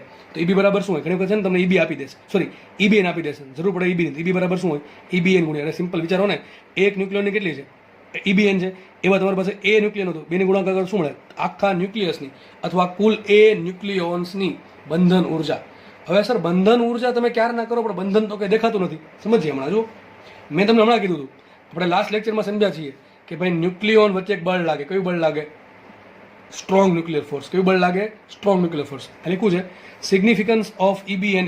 મતલબ કે આજે ઈબીન ઈબીએન ભણ્યાનું મહત્વ શું? સર આ કેમ ભણવું પડે છે એનું તમને કારણ કહું. જો અને બીજું આમાં જોડે તમને સમજાય જશે બંધન ક્યાંથી આવે. જુઓ, બંધનમાં તો મેં તમે કીધું એ પ્રમાણે જે સ્ટ્રોંગ ન્યુક્લિયર બળ લાગે અને ન્યુક્લિયસ આખું બનાવેલું છે, આખીને રચના થયેલી છે, એટલે બંધનમાં તો હશે. જે આ ન્યુટ્રોન છે, જે પ્રોટોન છે, એ ઇલેક્ટ્રોન જે મન ફાઈમ ઘૂમીનો એક. બરાબર ને? તમને ખબર છે ન્યુક્લિયસ છે એમાં ન્યુટ્રોન અને પ્રોટોન જકડાયેલા રહે. કોના કારણે? સ્ટ્રોંગ ન્યુક્લિયર બળના કારણે. કોના કારણે? સ્ટ્રોંગ ન્યુક્લિયર બળના કારણે. તો બંધનમાં તો કહેવાય. ખબર પડી? કોના બંધનમાં છે? અરે ન્યુક્લિયસની અંદર છે, બહાર નથી, એ બંધનમાં છે. બરાબર? હવે સમજો, મારે ધારો કે આ કોઈ ન્યુક્લિયસ લઈ લઉં. ધારો કે આ કોઈ ન્યુક્લિયસ છે ઝેડ, સોરી એક્સ. એમાં ઝેડ પ્રોટોન છે અને એ જેટલો પરમાણુ દોલાંક છે, એન જેટલા ન્યુટ્રોન છે. બરાબર? દોરેલા છે. લખ્યું છે માનો કે આ ન્યુક્લિયસ છે, એમાં કુલ કેટલા ન્યુક્લિયોન છે? એ ન્યુક્લિયોન છે. આ ન્યુક્લિયન કેમાં? બંધનમાં છે કે બંધનમાં નથી? બંધનમાં છે. શેમાં છે? બંધનમાં છે. કેટલા બંધનમાં છે? તો ઈબીએન જેટલી ઉર્જા જેટલા. કેટલા બંધનમાં છે? ઈબીએન જેટલી ઉર્જા જેટલા. શું છે સમજે? ચલો, આ ન્યુક્લિયસમાંથી એક ન્યુક્લિયોન એટલે કે એક પ્રોટોન અથવા કોઈ પણ એક ન્યુટ્રોનને દૂર કરવા, મુક્ત કરવા જેટલી ઉર્જા જરૂર પડે એને કહેવાય ઈબીએન. ઈબીએન મતલબ સમજો. ઈબીએન શું છે? ઈબી ભાંગે એ કરીને એક આંકડો મળશે. એ આંકડો કેવા શું માંગે સમજીએ. માનો કે આ ન્યુક્લિયસ છે, એ ન્યુક્લિયસમાં એન પ્રોટોન છે, ઝેડ ન્યુટ્રોન છે, અથવા એ જેટલા કુલ એ જેટલા ન્યુક્લિયોન છે. હવે આપણે EBN નો મતલબ શું થાય? EBN નો મિનિંગ એવો થાય કે આ ન્યુક્લિયસ છે એમાં કુલ કેપિટલ A જેટલા ન્યુક્લિયોન છે, એમાંથી તમારે એક ન્યુક્લિયોન, કેટલાને? એકને બહાર કાઢવો છે, એકને બંધનમાંથી મુક્ત કરાવવો છે, તો કેટલી ઉર્જા જરૂર પડશે? EBN જેટલી ઉર્જા આપણે આપવી પડે કે સામેથી આપણને મળશે? અરે આપણે આપવી પડે, કારણ કે બંધનમાં છે. યાદ કરો, ઇલેક્ટ્રોનમાં એવું જ હતું, ઇલેક્ટ્રોનનું આયનીકરણ કરવું હોય તો શું કરવું પડે? એને બહારથી ઉર્જા આપવી પડે, બરાબર છે? એની જેવું જ અહીંયા છે. ઇલેક્ટ્રોન એટલે આપણે શું છે, ન્યુટ્રોન ને પ્રોટોન એટલે કે ન્યુક્લિયોન, એને બંધન ન્યુક્લિયસના બંધનમાં છે, એને બંધનમાંથી છોડાવવા હોય તો કેટલી ઉર્જા આપવી પડે? EBN આપવી પડે. EBN નો મતલબ સમજો. EBN શું છે કે આપેલ ન્યુક્લિયસમાંથી એક ન્યુક્લિયોન એટલે કે કાં તો કોઈ પણ પ્રોટોન હોઈ શકે અથવા તો કોઈ એક ન્યુટ્રોન હોઈ શકે, એને દૂર કરવા અથવા મુક્ત કરવા અથવા બંધનમાંથી છોડાવવા માટે આપવી પડતી ઉર્જાને શું કહેવાય? EBN કહેવાય. સર EBN નો સમજાઈ ગયું. ચલો EB કોને કહેવાય? EB કોને કહેવાય સમજો. તમારે એક ન્યુટ્રોન કે એક પ્રોટોન બહાર કાઢવો એટલે કે એક ન્યુક્લિયન બહાર કાઢવો, કેટલી ઉર્જા આપવી પડે? EBN આપવી પડે. પણ હું એમ કહું, તમારે આખું ન્યુક્લિયસ છે બધાને છૂટા કરી દેવા. કોને? આ A ન્યુક્લિયોન બધાને છૂટા કરો, કેટલી ઉર્જા આપવી પડે? EB આપવી પડે. સમજ પડે કે ન પડે? વિચારો, આમ છે, એકને દૂર કરવા કેટલી ઉર્જા આપવી પડે? EBN આપવી પડે. તો એને દૂર કરવા કેટલી આપવી પડે? EBN ગુણ્યા એને શું કહેવાય? EB કહેવાય કે ન કહેવાય? તો એ જ લીખવું છે કે બધા જ ન્યુક્લિયોન્સને ન્યુક્લિયસમાંથી દૂર કરવા માટે જરૂરી બાહ્ય ઉર્જા એને શું કહેવાય? આખા ન્યુક્લિયસની બંધન ઉર્જા એને શું કહેવાય? EB કહેવાય. EB કેવી રીતે મળશે? એક ન્યુક્લિયોન દૂર કરો, એક ન્યુક્લિયોનને દૂર કરવા કેટલી આપવી પડે? EB આપવી પડે. ઇન્ટુ શું કરો? A કરો તો શું મળે? તમારી પાસે કુલ A ન્યુક્લિયોન છે, બરાબર? ન્યુક્લિયસમાં તો કુલ કેટલી ઉર્જા મળશે? EBN into A. આ શું તમને મળ્યું? સમગ્ર ન્યુક્લિયોન્સને એટલે કે આખા ન્યુક્લિયસમાંથી બધા ન્યુક્લિયોનને દૂર કરવા અથવા બંધનમાંથી કાઢવા માટે આપવી પડતી જરૂરી બાહ્ય ઉર્જા એટલે કે બંધન ઉર્જા આટલી હોય, બરાબર છે? તો બસ એ જ લખવું છે અહીંયા. EBN જે લખ્યું છે એને સિમ્પલ ભાષામાં લખી નાખ્યું છે. EBN કોને કહેવાય? એક ન્યુક્લિયોનની બંધન ઉર્જા અથવા એક ન્યુક્લિયોનને ન્યુક્લિયસમાંથી મુક્ત કરવા માટે જરૂરી બાહ્ય ઉર્જા. હવે આ બહુ મહત્વની લાઈન છે, ખાસ સમજો. શું કહે છે? જેમ EBN વધુ સ્થાયિત્વ વધુ. સર સ્થાયિત્વને શું લેવા દેવા? માનો કે તમારે 2 ન્યુક્લિયોન છે, સમજો તમારો 2 ન્યુક્લિયસ છે. સમજો એક એક્ઝામ્પલ આપો તમને. માનો કે તમારો 2 ન્યુક્લિયસ છે. એક ન્યુક્લિયસ છે એનું EBN ધરકે છે 5 ઇલેક્ટ્રોન વોલ્ટ, અને બીજું ન્યુક્લિયન છે, માનો કે એનું ન્યુક્લિયન છે EBN છે 8 ઇલેક્ટ્રોન વોલ્ટ. સમજો, મેગા, જો મેગા આવશે, આગળ મેગા આવશે, મેગા લખી નાખજો, બરાબર છે? સમજવા માટે આપણે સમજીએ. એક ન્યુક્લિયસ છે, એના માટે માનો કે આનું કોઈ પણ ન્યુક્લિયન છે અને આનું EBN 5 મેગા ઇલેક્ટ્રોન 5નું છે. હું ખાલી 5 બોલું છું. એનો મતલબ શું થાય કે આમાંથી તમારે કોઈ પણ એકને, કોઈ પણ એક પ્રોટોન અથવા કોઈ પણ એક ન્યુટ્રોન ને બહાર કાઢવો છે, કેટલી ઉર્જા આપવી પડે? બહારથી 5 મેગા ઇલેક્ટ્રોન વોલ્ટ. સમજો, આ જ બીજું કોઈ ન્યુક્લિયસ છે, એમાંથી તમારે એક પ્રોટોન અથવા એક ન્યુટ્રોનને બહાર કાઢવો છે, કેટલી ઉર્જા આપવી પડે? 8 આપવી પડે. 8 મેગા ઇલેક્ટ્રોન વોલ્ટ. તો મને એમ કહો, સ્થાયી ક્યારે કહેવાય? કોઈ પણ ન્યુક્લિયસ સ્થાયી ક્યારે કહેવાય? હું એમ કહું, તમે સ્થાયી ક્યારે કહો? તમને કોઈક બહારથી આવીને કહે ભાઈ વાંચવું ના જોઈએ, રખડને મજા આવે, રખડવામાં તો જે મોજ છે એ જિંદગી બીજી ક્યાંય મોજ નથી, આવું તમને કહે ને તમે માનો કે ભોળવાઈ જાઓ, તો તમે સ્થાયી ના કહેવો. તમે તમારી સ્ટડી પરત્વે સ્થાયી નથી. પણ તમે કોઈ બહારથી ગમે એટલું આવીને પેલું કરે, પણ આપણે એક જ ધ્યાન રાખીએ ભણવાનું છે, તમે સ્થાયીત્વ કહેવો. તો એ જ પ્રમાણે આ ન્યુક્લિયસ સ્થાયી ક્યારે કહેવાય? સ્થાયી ક્યારે કહેવાય? કે એના જે ન્યુક્લિયોન છે બહાર ભાગી ન જાય તો બહાર ક્યારે ન ભાગે? વિચારો, આને તમારે બહાર કાઢો 5ની ઉર્જા આપવી પડે, આને તમારે બહાર કાઢો 8ની ઉર્જા આપવી પડે, બરાબર કે નહીં? તો આ સ્થાયી કહેવાય. કારણ શું છે? તમારે આને બહાર કાઢવું હોય તો માત્ર 5 આપણને છૂટવા પડે. જેવું આને 5ની ઉર્જા મળી બહાર ભાગી જશે, પણ આને 5ની ઉર્જા પર ભાગશે નહીં, એમને રહેશે. કારણ શું? એને તમારે બહાર કાઢવો હોય તો 8 મેગા ઇલેક્ટ્રોન વોલ્ટની ઉર્જા આપવી પડે. તો સમજવું પડી, આપેલ ન્યુક્લિયસ માટે જેટલું EBN વધારે એમ ન્યુક્લિયસનું સ્થાયિત્વ વધારે. સમજ પડે કે ન પડે? સમજ પડવી જોઈએ. જેટલું EBN વધુ એમ સ્થાયિત્વ વધુ. કારણ શું? મેં તમને કીધું પ્રમાણે જેટલું EBN વધુ તમારે બહારથી વધારે ઉર્જા આપવી પડે તો જ બહાર નીકળશે. જેટલું બહાર નીકળે એટલું સ્થાયિત્વ ઓછું હોય. સ્થાયિત્વ ક્યારે જળવાય રહે? બહાર ન નીકળે તો ટૂંકમાં જેટલું EBN વધારે એટલું સ્થાયિત્વ વધારે. ટૂંકમાં યાદ રાખો, EBN ને ડાયરેક્ટલી સ્થાયિત્વ વારે લેવા દેવા છે. લખ્યું છે જેટલું EBN વધારે એટલું સ્થાયિત્વ વધારે કહેવાય, બરાબર? આગળ વધીએ તો અહીંયા મેં તમને હજુ એક એક્ઝામ્પલ આપીને સમજાવવાનો પ્રયત્ન કર્યો છે. અત્યાર સુધી આપણે એવું ભણ્યા કે ભાઈ બંધન ઉર્જા છે અથવા એક ન્યુક્લિયોનને બહાર કાઢવા માટે એક બંધન ઉર્જા છે. તો આપણે એમાં એવું સમજ્યા કે માનો કે કોઈ ન્યુટ્રોન છે, પ્રોટોન છે, અને બહાર કાઢવો હોય તો તમારે EBN જેટલી ઉર્જા આપવી પડે. આનાથી ઉલટું, માનો કે જ્યારે ન્યુક્લિયસ બનતું હોય અથવા જ્યારે માનો કે જસ્ટ સમજવા માટે એક ન્યુક્લિયન માનો કે બહારથી અંદર આવે તો શું થશે? તો બંધનમાં નહીં, જો બંધનમાં આવ્યો છે, સમજ પડે કે નહીં? એટલે કોઈ ન્યુક્લિયોનને બહાર કાઢવો એટલે કે બંધનમાંથી છુટકારો મેળવવો, તો આપણે એનર્જી આપવી પડશે. સમજ પડે કે નહીં? એનાથી ઉલટું, માનો કે કોઈ ન્યુક્લિયન, જસ્ટ સમજવા માટે કહું છું, માનો કે કોઈ ન્યુક્લિયસમાં આવે તો સામેથી ઉર્જાનું ઉત્સર્જન થશે. આ પહેલાં જેવું જ છે, આપણે લાસ્ટ ચેપ્ટરમાં ભણે ને પરમાણુમાં, કે જેમાં ઇલેક્ટ્રોનને નીચી કક્ષામાંથી ઉપર મોકલવો હોય તો આપણે એને બંધનમાંથી મુક્ત કરવો છે, તો આપણે બહારથી ઉર્જા આપવી પડશે. એનાથી ઉલટું જ્યારે ઉપરની કક્ષામાંથી નીચેની કક્ષામાં સંક્રાંતિ કરે તો આપણને સામેથી એનર્જી મળશે. એના જેવું જ અહીંયા છે. એટલે સમજો પેલી દળ ક્ષતિ શું કામ આવી હતી? તો માનો કે કોઈ ન્યુક્લિયસનું બને છે, માનો કે કોઈ ન્યુક્લિયસ બને છે, ત્યારે એમાં ઝેડ પ્રોટોન છે અને એન ન્યુટ્રોન છે, તો ઝેડ પ્રોટોનનું દળ થશે ઝેડ એમપી અને એન પ્રોટોનનું દળ થશે એન ઇન્ટુ એમએન. હજી ન્યુક્લિયસ બન્યું નથી, બરાબર છે.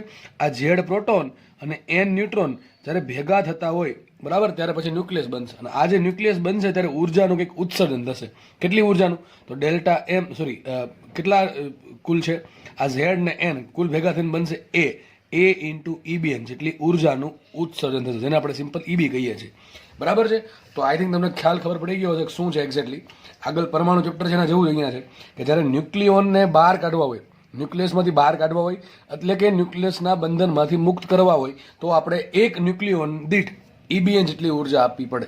અને કુલ ધારો કે આમાં કેપિટલ એ જેટલા ન્યુક્લિયોન છે તો ઉર્જા આપવી પડે આપણે ઈબી જેટલી, ઈબીએન ઇન્ટુ એ.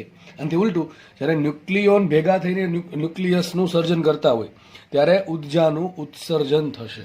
બરાબર છે. તો એ જે આપણે દળક્ષતિ મળે છે એ એક્ઝેક્ટલી ઉર્જાના રૂપાંતરણના કારણે દળક્ષતિ મળે છે, આઇન્સ્ટાઈનના સાપેક્ષવાદ અનુસાર. બરાબર છે. તો આપણે આગળ વધીએ. મેં તમને હજી એક એક્ઝામ્પલ આપ્યું છે, થોડુંક પ્રેક્ટિકલ એક્ઝામ્પલ આપ્યું, થોડુંક આપણે શું કહેવાય એક દાખલો કરીને તમને સમજાવવાનો પ્રયત્ન કર્યો છે આ વસ્તુ. બરાબર.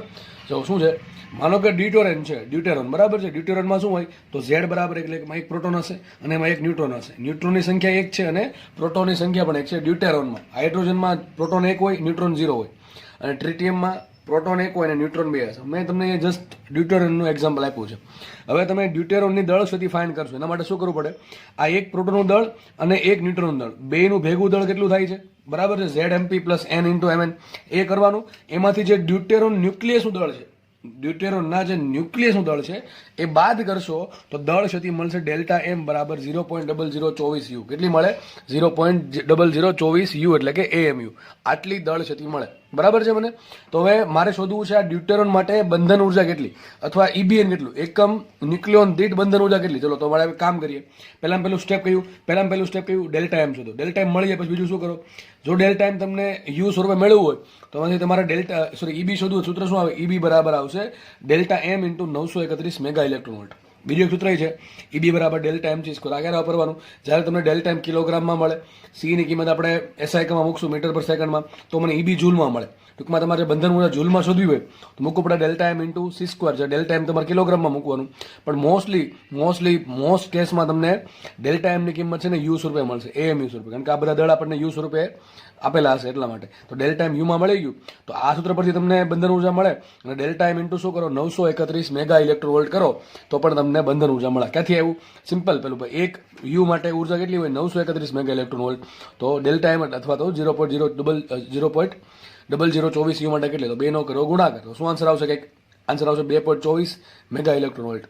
કેટલે આવ્યું? 2.24 મેગા ઇલેક્ટ્રોન વોલ્ટ. મતલબ શું થયો કે ભાઈ આ જે ડ્યુટેરોન જે છે, બરાબર, ડ્યુટેરોન ન્યુક્લિયસની બંધન ઉર્જા 2.24 મેગા ઇલેક્ટ્રોન વોલ્ટ છે. ડ્યુટેરોનમાં શું હોય? કેટલા? એ ન્યુટ્રોન માટે એ બરાબર 2 છે. મતલબ એમ થયો કે ડ્યુટેરોનના જે 2 ન્યુક્લિયોન છે, 2 ન્યુક્લિયોનમાં કોણ આવશે? એક પ્રોટોન ને એક ન્યુટ્રોન. આ 2 ન્યુક્લિયોન છે એ બંનેને બહાર કાઢવા છે. તો મારે આટલી ઉર્જા આપવી પડે 2.24 મેગા ઇલેક્ટ્રોન વોલ્ટ. બરાબર છે. આથી ઉલટું માનો કે એક પ્રોટોન અને એક ન્યુટ્રોન ભેગા થઈને જ્યારે ડ્યુટેરોન બનાવતા હોય ત્યારે આપણને આટલી ઉર્જા મળશે સામે, આટલી ઉર્જાનું ઉત્સર્જન કરશે. સમજો ભાઈ. બરાબર છે. મારી પાસે એક પ્રોટોન છે અને એક ન્યુટ્રોન છે. હવે પહેલા માની લો કે ડ્યુટેરોનનો ન્યુક્લિયસ બની ગયું છે. એમાંથી મારે શું કરવું છે? બંનેને છૂટા પાડવા. ટૂંકમાં એ બરાબર 2 છે. ટૂંકમાં મારે એ જેટલી સંખ્યામાંથી બહાર કાઢવી છે ન્યુક્લિયોનની. ટૂંકમાં ન્યુક્લિયોનને તોડવું છે, એટલે કે ન્યુક્લિયસને તોડવું છે, એટલે કે એના ન્યુક્લિયોનને સ્વતંત્ર કરવા છે, બંધનમાંથી છોડાવવા છે. તો મારે આટલી ઉર્જા ન્યુક્લિયસને આપવી પડશે. કેટલી? 2.24 મેગા ઇલેક્ટ્રોન વોલ્ટ. બરાબર છે. આનાથી ઉલટું માનો કે એક પ્રોટોન છે અને એક ન્યુટ્રોન છે, બે ભેગા થઈને જ્યારે ડ્યુટેરોનનું ન્યુક્લિયસ બનાવે છે ત્યારે આપણે ઉર્જા સામેથી મળશે. કેટલી મળશે? આટલી મળશે. 2.24 મેગા ઇલેક્ટ્રોન વોલ્ટ ઉર્જાનું ઉત્સર્જન થશે. બરાબર. ચલો આપણે આ ઈબીની વાત કરી. હવે વાત કરી ઈબીએનની. તો સિમ્પલ વસ્તુ છે, ઈબી ભાંગ્યા એ કરો. શું કરો? ઈબી ભાંગ્યા એ. તો તમને શું મળે? ઈબીએન મળે કે ના મળે? વિચારો. તો આ જે ડ્યુટેરિયમ છે એના માટે ઈબી કેટલા છે 2.24 મેગા ઇલેક્ટ્રોન વોલ્ટ. એ કેટલા છે 2 નો કરો ભાગાકાર તો શું આવશે ઈબીએન બરાબર આવશે 1.12 મેગા ઇલેક્ટ્રોન. ચલો આનો મિનિંગ સમજે. આનો મિનિંગ શું થાય, માનો કે આ જે ડ્યુટેરિયમ છે એમાં એક પ્રોટોન છે અને એક ન્યુટ્રોન છે, બરાબર છે. હવે આનો મિનિંગ એમ થાય, માનો કે તમારે એક પ્રોટોનને જ બહાર કાઢવો છે, એક ન્યુટ્રોનને નહીં, ખાલી એક પ્રોટોનને બહાર કાઢો, કેટલી ઉર્જા આપવી પડે તમારે? બહારથી આપવી પડશે આટલી ઉર્જા, ન્યુક્લિયસને ઉર્જા આપવી પડશે 1.12 મેગા ઇલેક્ટ્રોન. અથવા માનો કે ન્યુટ્રોનને બહાર કાઢો આટલી ઉર્જા આપવી પડશે. ટૂંકમાં કોઈ પણ એક ન્યુક્લિયોનને બહાર કાઢવું હોય તો ઉર્જા આપવી પડે ઈબીએન, એટલે કે 1.12 મેગા ઇલેક્ટ્રોન વોલ્ટ. આનાથી ઉલટું માનો કે ડ્યુટેરિયમ જ્યારે બને છે ત્યારે માનો કે પ્રોટોન અંદર આવે, બરાબર, ન્યુક્લિયસના રચના કરવા માટે પ્રોટોન અંદર આવ્યો તો આટલી ઉર્જાનું ઉત્સર્જન કરશે, કેટલી? 1.12 મેગા ઇલેક્ટ્રોન વોલ્ટ. તો આઈ થિંક તમારો જે ખ્યાલ છે ઈબીએન પ્રત્યે અથવા ઈબી પ્રત્યે હવે ખબર પડી ગઈ છે. વોટ ઇઝ ઈબીએન અને બેનું શું સિગ્નિફિકન્સ, શું મહત્વ છે, એનું કેમ ઇન્ટરપ્રિટેશન કરવાનું છે, એ બધી બંનેમાં ડિફરન્સ શું છે ઈબી અને ઈબીએનમાં તમને હવે ખબર પડી ગઈ છે, બરાબર છે. ખાસ તમારે જે મેં તમને સમજાવ્યું છે એ ખાસ સમજવાનું છે કે ન્યુક્લિયસ જ્યારે ન્યુક્લિયનને બહાર કાઢવા માટે ઉર્જા આપવી પડે, જ્યારે ન્યુક્લિયન બહારથી આવે ત્યારે આપણને ઉર્જાનું ઉત્સર્જન થશે. એ જ વસ્તુ લખી છે, બરાબર છે.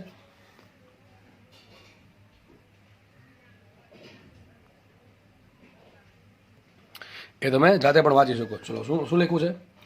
ડ્યુટેરિયમમાંથી એક પ્રોટોન અથવા એક ન્યુટ્રોન દૂર કરવા બહારથી કેટલી ઉર્જા આપવી પડે? મારે જો બેન દૂર કરવા, એક પ્રોટોન અને એક ન્યુટ્રોન, ટૂંકમાં જેટલું છે બધું ખાલી કરવું, તો કોણ આવશે? ઈબી આવશે.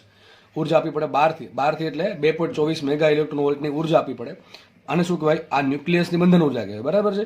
અથવા એમ લખવું છે એક પ્રોટોન અથવા એક ન્યુટ્રોનને બહાર કાઢવા માટે જરૂરી ઉર્જા કેટલી છે? 1.12 મેગા ઇલેક્ટ્રોન વોલ્ટ ઉર્જા આપવી પડે. આ વાત કરી મેં, અહીંયા સુધી વાત કરી કોની? ઈબીની વાત કરી. અને અહીંથી એક પ્રોટોનને બહાર કાઢવું અથવા એક ન્યુટ્રોનને બહાર કાઢવું તો ઉર્જા આપવી પડે એની ઈબીએન જેટલી, બરાબર છે. આનાથી ઉલટું છે, જ્યારે એક પ્રોટોન અને એક ન્યુટ્રોન ભેગા મળીને શું બનાવે? ડ્યુટેરિયમનું જ્યારે ન્યુક્લિયસ બનાવશે ત્યારે 2.24 મેગા ઇલેક્ટ્રોન વોલ્ટ ઉર્જાનું ઉત્સર્જન થશે. આટલી ઉર્જા આપણને મળશે, બરાબર. આ પ્રોસેસના કારણે આપણે જોશું, જે પ્રક્રિયા ભણશું ને આપણે, ન્યુક્લિયર વિખંડન ભણશું, ન્યુક્લિયર સંલયન ભણશું, ત્યારે આ જ કોન્સેપ્ટ કામમાં લાગવાનો છે. એટલે હું તમને એકદમ ડિટેલમાં સમજાવું છું, બરાબર છે.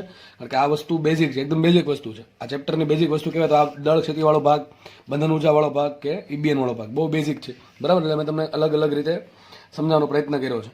તો જ્યારે આપણે ન્યુક્લિયર સંલયન જોશું, તમે જુઓ કે ભાઈ યુરેનિયમ છે એનું વિખંડન થાય તો આટલી બધી એનર્જી ક્યાંથી મળે? વિચારો કેટલી બધી એનર્જી મળે, બરાબર. તમે આપણે ભણશું કેટલી એનર્જી મળે છે, એ ગણતરી કરવાની છે આપણે કે 1 કિલોગ્રામ યુરેનિયમ છે એનું આ પ્રમાણે આપણે વિભાજન કરીએ તો કેટલી એનર્જી મળે, કેટલા યુનિટ એનર્જી મળે, બરાબર. આપણે બધું ભણવાનું છે. તો આટલી બધી એનર્જીનું કારણ ત્યારે તમને સમજાશે કે delta M into C square. Delta M ભલે નાનું છે પણ સી સ્ક્વેર બહુ મોટું છે સી સ્ક્વેર, બરાબર. એટલા માટે એનર્જી ટ્રીમેન્ડસ અમાઉન્ટમાં એનર્જી મળે છે દળ ક્ષતિના કારણે જ. ઓકે, ચલો આપણે આગળ વધીએ. તો હવે આપણે જે ભણવાનું છે એ છે એક ગ્રાફ, બરાબર છે. બંધન ઉર્જા જે છે જે આપણે ન્યુક્લિયનની બંધન ઉર્જા ઈબીએન, એના વિરુદ્ધ ગ્રાફ છે. કોનો દોર દો સાઈડમાં, કોનો ગ્રાફ છે? તો ગ્રાફમાં બે વસ્તુ છે. એ જે વાય અક્ષ પર છે એના પર લીધું છે મેં ઈબીએન, એટલે કે ન્યુક્લિયોન બંધન ઉર્જા, અને એક્સ અક્ષ પર લીધું છે એ શું છે? પરમાણુ દળાંક, કોઈ પણ તત્વ માટે, કોઈ પણ ન્યુક્લિયસ માટે, બરાબર. આપણા કેસમાં ઈબીએન શેમાં હશે? તો ઈબીએનમાં લીધું છે મેગા ઇલેક્ટ્રોન વોલ્ટ પર ન્યુક્લિયોન, બરાબર કે નહીં? મેગા ઇલેક્ટ્રોન વોલ્ટ પર ન્યુક્લિયોન. ઈબીએનને શું કહેવાય? ઈબી ભાંગ્યા, લખ્યું છે એ બધું. ઈબીએન શું છે? ઈબી ભાંગ્યા, એ બધાને ખબર છે. અને એકમ શું હશે? મેગા ઇલેક્ટ્રોન વોલ્ટ પર ન્યુક્લિયોન. ટૂંકમાં આટલા મેગા ઇલેક્ટ્રોન વોલ્ટ ઉર્જા તમારે પર ન્યુક્લિયોન દીઠ આપવી પડે. હવે કરવાનું શું? દરેક જો આ ગ્રાફ બન્યો કઈ રહેશે તમને વિચારો. મતલબ હાઇડ્રોજન છે તો તમારે શું કરવાનું? હાઇડ્રોજનની દળ સ્થિતિ શોધવાનું, ડેલ્ટા એમ શોધવાનું. હાઇડ્રોજનની દળ સ્થિતિ મળે તમારે શું કરવાનું? Delta M into 931 mega electron, તમને શું મળશે? ઈબી મળશે. અને આ જે ઈબી મળ્યું એને ઈબી એ વડે ભાંગો, ઈબીને એ વડે ભાંગો, તમને શું મળશે? ઈબીએન મળશે. શું મળશે? ઈબીએન મળશે. તો તમને આ પ્રમાણે હાઇડ્રોજન માટે મળ્યું. પછી માનો કે હિલિયમ ન્યુક્લિયસ, સેમ વસ્તુ કરવાની. પછી ધારો કે ઓક્સિજન, એના માટે સેમ વસ્તુ કરવાની. આ પ્રમાણે મેન્ડેલિવના આવર્ત કોષ્ટકમાં જેટલા બી તત્વો છે એ બધા માટે આ વસ્તુ કરવાની. દરેક માટે શું તમારે ફાઇન્ડ કરવાનું? એટલે કે જસ્ટ આપણે સમજાવવા માટે કહું છું તમને. શું કરશું આપણે? ઈબીએન ફાઇન્ડ કરશું. અને પછી આપણને ઈબીએન મળી ગયું, જસ્ટ અ મિનિટ, બરાબર. જેવું આપણને ઈબીએન મળી ગયું પછી શું કરશું? આપણે ઈબીએન વિરુદ્ધ એનો ગ્રાફ દોરશું. સમજ પડે કે નહીં? ફરથી કહી દઉં છું ગ્રાફ કઈ રીતે મળશે. કોઈ પણ ન્યુક્લિયસ પકડો, એની દળ ક્ષતિ કેટલી છે ડેલ્ટા એમ મેળવો. ડેલ્ટા એમ મળે પછી એના પછી શું કરશું? આપણે ઈબી મેળવશું. આ ડેલ્ટા એમ આપણે જો યુમાં હશે, બરાબર, એટોમિક માસ યુનિટમાં, તો આપણે એને 931 મેગા ઇલેક્ટ્રોન વોલ્ટ વડે ગુણી નાખશું તો મને ડાયરેક્ટલી શું મળશે? ઈબી મળશે. એ ઈબીને ફરતી એ વડે ભાંગો તો મને શું મળશે? ઈબીએન મળશે. આ એક ન્યુક્લિયસની વાત થઈ. પછી બીજું પકડો, ત્રીજું પકડો, આમ જેટલા બી ન્યુક્લિયસ છે, બરાબર છે, જાણીતા, એ બધા માટે આપણે ઈબીએન શોધવાનું છે અને એનું એ નોટ ડાઉન કરવાનું છે. પછી આપણે શું કરશું? એના ઈબીએન વિરુદ્ધ એનો ગ્રાફ દોરશું. તો કંઈક આપણને ગ્રાફ આ ટાઈપનો મળે. જુઓ કાંઈક ગ્રાફ તમને આ ટાઈપનો મળશે. એ તમને પહેલાં બતાવી દઉં છું. આ જે એક્સ એક્સિસ છે ત્યાં મેં લીધું છે એ, અને વાય એક્સિસ છે ત્યાં મેં લીધું છે EBN, એટલે કે EB ભાંગ્યા અથવા મેગા ઇલેક્ટ્રોન પર ન્યુક્લિયર. તો કંઈક આપણને ગ્રાફ આ ટાઈપનો મળ્યો, જો કંઈક આ ટાઈપનો ગ્રાફ મળશે, બરાબર. આ પ્રમાણે હવે ગ્રાફને આપણે 3 ભાગ સમજવાનો છે. ગ્રાફને આપણે 3 ભાગમાં સમજવાનો છે, અને ગ્રાફ IMP, ગ્રાફ તમારા માટે IMP, બરાબર. કંઈક આ ટાઈપનો ગ્રાફ મળશે, એ દોરી દઉં છું. આ રીતનો કંઈક ગ્રાફ મળશે, બરાબર છે. જો કે અહીંયા તમને હજી વચ્ચે સ્લો ડાઉન, અપડાઉન મળશે, બધી મુવમેન્ટો. હવે ગ્રાફ સમજે ભાઈ શું છે એક્ઝેક્ટલી. ચલો, ગ્રાફને 3 ભાગમાં સમજવાનો છે. પહેલો ભાગ, બીજો ભાગ અને ત્રીજો ભાગ. જે ભાગ પાડ્યા છે, મેં ભાગ પાડ્યા છે એના આધારે અહીંયા જે એ છે ને કેટલો છે, 30 થી વધારે છે અને 170 થી ઓછો છે. અહીંયા જે એ છે ને એ 170 થી વધારે છે, અને ડેફિનેટલી અહીંયા જે એ હશે એ 30 થી નાનો હશે, બરાબર કે નહીં. તો ગ્રાફને આપણે 3 ભાગમાં સમજીએ. સર આવું કેમ કર્યું? જો તમને હમણાં સમજાયું કે EBN શું બતાવે? સ્થાયિત્વ બતાવે. શું બતાવે? સ્થાયિત્વ બતાવે. જેટલું EBN વધારે એટલું સ્થાયિત્વ વધારે. હમણાં મેં કીધું કોઈ ન્યુક્લિયસ કેટલું સ્થાયી છે એ તમારે નક્કી કરવું છે. કોઈ ન્યુક્લિયસ કેટલું સ્થાયી છે એ તમારે નક્કી કરવું, તો શું કરવું પડે? એ ન્યુક્લિયસ માટે આપણે EBN ની કિંમત શોધવાની. EBN જો વધારે આવે, બરાબર છે, અમુક સર્ટેન લિમિટ કરતા, તો આપણે માનશું કે ભાઈ ન્યુક્લિયસ સ્થાયી છે. અને જો EBN ની કિંમત એ લિમિટ અમુક કરતાં ઓછી આવે, કિંમત કરતાં, અથવા ઓછી ટૂંકમાં આવે બધાની કમ્પેરિઝનમાં, તો આપણે માનશું કે એ ન્યુક્લિયસ જે ઓછું થાય અથવા અસ્થાયી છે, એમ કહી શકાય. જેમ કે તમને એક્ઝામ્પલ આપું, યુરેનિયમ. આપણે ખબર છે યુરેનિયમ સ્થાયી કહેવાય કે અસ્થાયી કહેવાય? તો ઘણાને ખબર નહીં પડે સ્થાયી અને અસ્થાયીમાં શું. ન્યુક્લિયસ સ્ટેબલ હોય, બરાબર છે, કોઈ વિકિરણનું ઉત્સર્જન ના કરતું હોય. જેમ કે આપણે યુરેનિયમ છે તો એમાંથી આપણે ખબર છે આલ્ફા, બીટા, ગેમા એ પ્રકારના જે વેવ્સ નીકળતા હોય, વિકિરણનું ઉત્સર્જન થતું હોય, જેને સિમ્પલ ભાષામાં કહેવાય રેડિયો એક્ટિવિટી, બરાબર છે. તો આ રેડિયો એક્ટિવિટીનું ઉત્સર્જન ક્યારે થાય, શું કામ થાય છે? આપણે આખો ટોપિક છે રેડિયો એક્ટિવિટી, પણ તમને થોડુંક ઉપર છેલ્લું કહી દઉં. તો યુરેનિયમ શું ટ્રાય કરે, એનું જે ન્યુક્લિયસ શું ટ્રાય કરે કે ભાઈ સ્ટેબલ થવાનું. વિચારો, કોઈ પણ વસ્તુની, આમ તો કુદરતનો નિયમ છે કે કોઈ પણ પદાર્થ શું ટ્રાય કરે? સ્ટેબલ થવાનું. તમે પણ કંઈક સ્ટેબલ થવાનો પ્રયત્ન કરતા હશો, દરેક વ્યક્તિ ટૂંકમાં આવી જાય, બરાબર છે, કે ભાઈ સ્ટેબિલિટી મળે. તો જે યુરેનિયમનું જે ન્યુક્લિયસ છે એ અનસ્ટેબલ છે. એ સ્ટેબિલિટી પ્રાપ્ત કરવા માટે શું કરે? એમાંથી વિકિરણોનું ઉત્સર્જન કરે. વિચારો કે ભાઈ હું સ્ટેબલ થઈ જાઉં, તો કઈ રીતે કરશે સ્ટેબિલિટી તરફ કઈ રીતે આગળ વધશે? તો એમાંથી અમુક ચોક્કસ પ્રકારના વિકિરણોનું ઉત્સર્જન થાય, અને આ વિકિરણોના ઉત્સર્જન કારણે એનું જે ન્યુક્લિયસ છે ધીમે ધીમે ખવાતું જાય, અને અમુક સમય પછી કદાચ બની શકે કે ભાઈ વધે જ નહીં અથવા સ્ટેબિલિટી પ્રાપ્ત કરી લે. તો આ પ્રમાણે સ્ટેબિલિટી અને અનસ્ટેબિલિટી તમને થોડોક આઈડિયા આવ્યો હશે, બરાબર છે. ચલો, આપણે તો ગ્રાફ સમજ્યા આપણે, બરાબર. એમાં 3 ભાગ છે. પહેલો ભાગ એવો તત્વો છે કે જેનો પરમાણુ દળાંક 30 કરતાં વધારે છે. બીજા ભાગમાં 30 થી 170 ની વચ્ચે છે, અને છેલ્લે છે 170 થી મોટા તત્વો અથવા ન્યુક્લિયસ. તમે સર આ ગ્રાફના ભાગ શું કામ પાડ્યા? જો મારે આ જે બધા તત્વો છે ને, બરાબર, બધા તત્વો આમાં આવી જશે, આમ તો બધા ન્યુક્લિયસો આવી જશે. એમાંથી 3 ભાગ પાડવાના, 2 ભાગ પાડવાના છે કે ભાઈ કયા સ્થાયી છે ને કયા અસ્થાયી છે. તો એનો આધાર કોના પર છે? EBN પર. હવે EBN ની કિંમત વધારે હોય તો સ્થાયી, EBN ની કિંમત ઓછી તો અસ્થાયી. તો જોવા એવું મળ્યું આપણને, આજે ગ્રાફ દોર્યો અને બધું જોવા એવું મળ્યું કે જે તત્વો માટે એની કિંમત અથવા પરમાણુ દળાંકની કિંમત 30 કરતાં વધારે છે, 30 કરતાં વધારે છે, અને 170 કરતાં ઓછી છે. જે તત્વો માટે પરમાણુ દળાંક એની કિંમત કેટલી છે? 30 કરતાં વધારે, ટૂંકમાં 30 કરતાં વધારે, અને 170 કરતાં ઓછી છે, ટૂંકમાં આ ભાગ આવશે. એમાં જે તત્વો જે છે અથવા જે ન્યુક્લિયસો છે એની EBN નું કિંમત મૂલ્ય વધારે છે. એનું EBN કેવું છે? વધારે છે. હવે EBN વધારે શું થાય? લખી દઉં છું, EBN વધુ તો સ્થાયિત્વ વધુ, સ્ટેબિલિટી વધારે.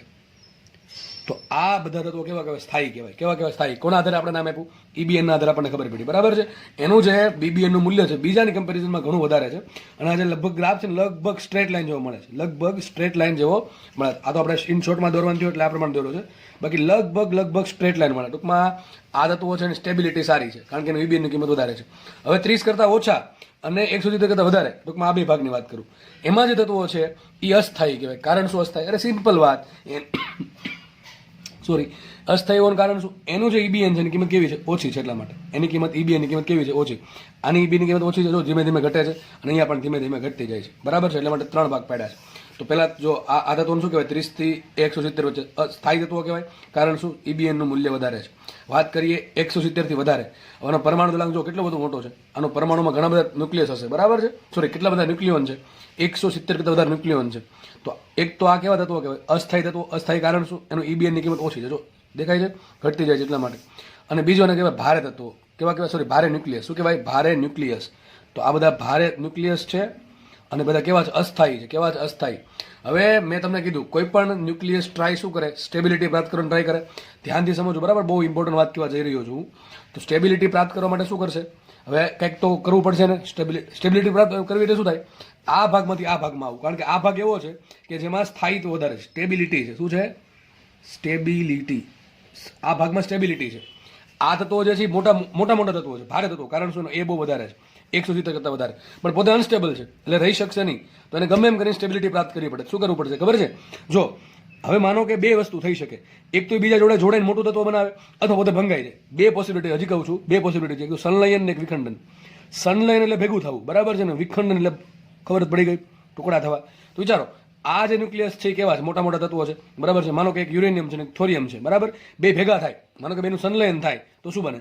એક મોટું તત્વ બનશે જ. સંલયનમાં શું થશે? સરળ થાય, બરાબર? આપણે ભણવાનું છે, બરાબર છે? સંલયનમાં થશે સરવાળો, તો આનાથી હજી મોટું તત્વ બનશે. જે તત્વ બનશે તો હજી અનસ્ટેબલ છે. તો એક વસ્તુ બાકી છે, ભારે તત્વો છે એ સંલયન ના કરી શકે. સમજ પડે કે નહીં? કારણ શું? એને સ્ટેબિલિટી પ્રાપ્ત કરવી છે. તો એની એક જ ઓપ્શન શું છે? વિખંડન. તો તમે જો, તમે આવું ભણ્યા છો, કદાચ ભણવાના છો કે ભાઈ જે ભારે તત્વો છે એનું વિખંડન થાય. તમે કોઈ જોયું હાઇડ્રોજનનું વિખંડન? નહીં જુઓ, ક્યારેય નહીં જુઓ. એમ તમને કારણ કહું છું. પણ તમે આવું ભણ્યા કોઈ દી કે યુરેનિયમ ને થોરિયમનું સંલયન થયું? એવું પણ નહીં ભણો. હંમેશા શું આવશે? વિખંડન જ આવશે. કારણ શું? અરે ભાઈ, સંલયન કરીને હજી ભારે થવું, હજી ભારે થતું હજી અનસ્ટેબલ થઈ જશે. કારણ કે જેમ જેમ જેમ આમ જાઓ છો એમ સ્ટેબિલિટી ઘટતી જાય છે. ભાઈ સમજો, ગોખવા માટે તો આલેખ બહુ ઇઝી છે. જેટલો સમજશો એટલો ઓછો છે આમાં, બરાબર કે નહીં? તો જુઓ, તો જે ભારે તત્વો છે એ સ્ટેબિલિટી પ્રાપ્ત કરવા માટે એક જ વસ્તુ વિધી, ભાઈ શું હતું? વિખંડન થયું. વિખંડન એટલે કે ટુકડા થવા. તો એ જે મોટું ન્યુક્લિયસ છે, બરાબર, યુરેનિયમ થોરિયમ જેવા એ તત્વો, એવા જે ન્યુક્લિયસો છે એ અનસ્ટેબલ છે. એ સ્ટેબિલિટી પ્રાપ્ત કરવા માટે શું કરશે? એ વિખંડન પામીને ટુકડા થઈ જશે. કેવા ટુકડા થશે?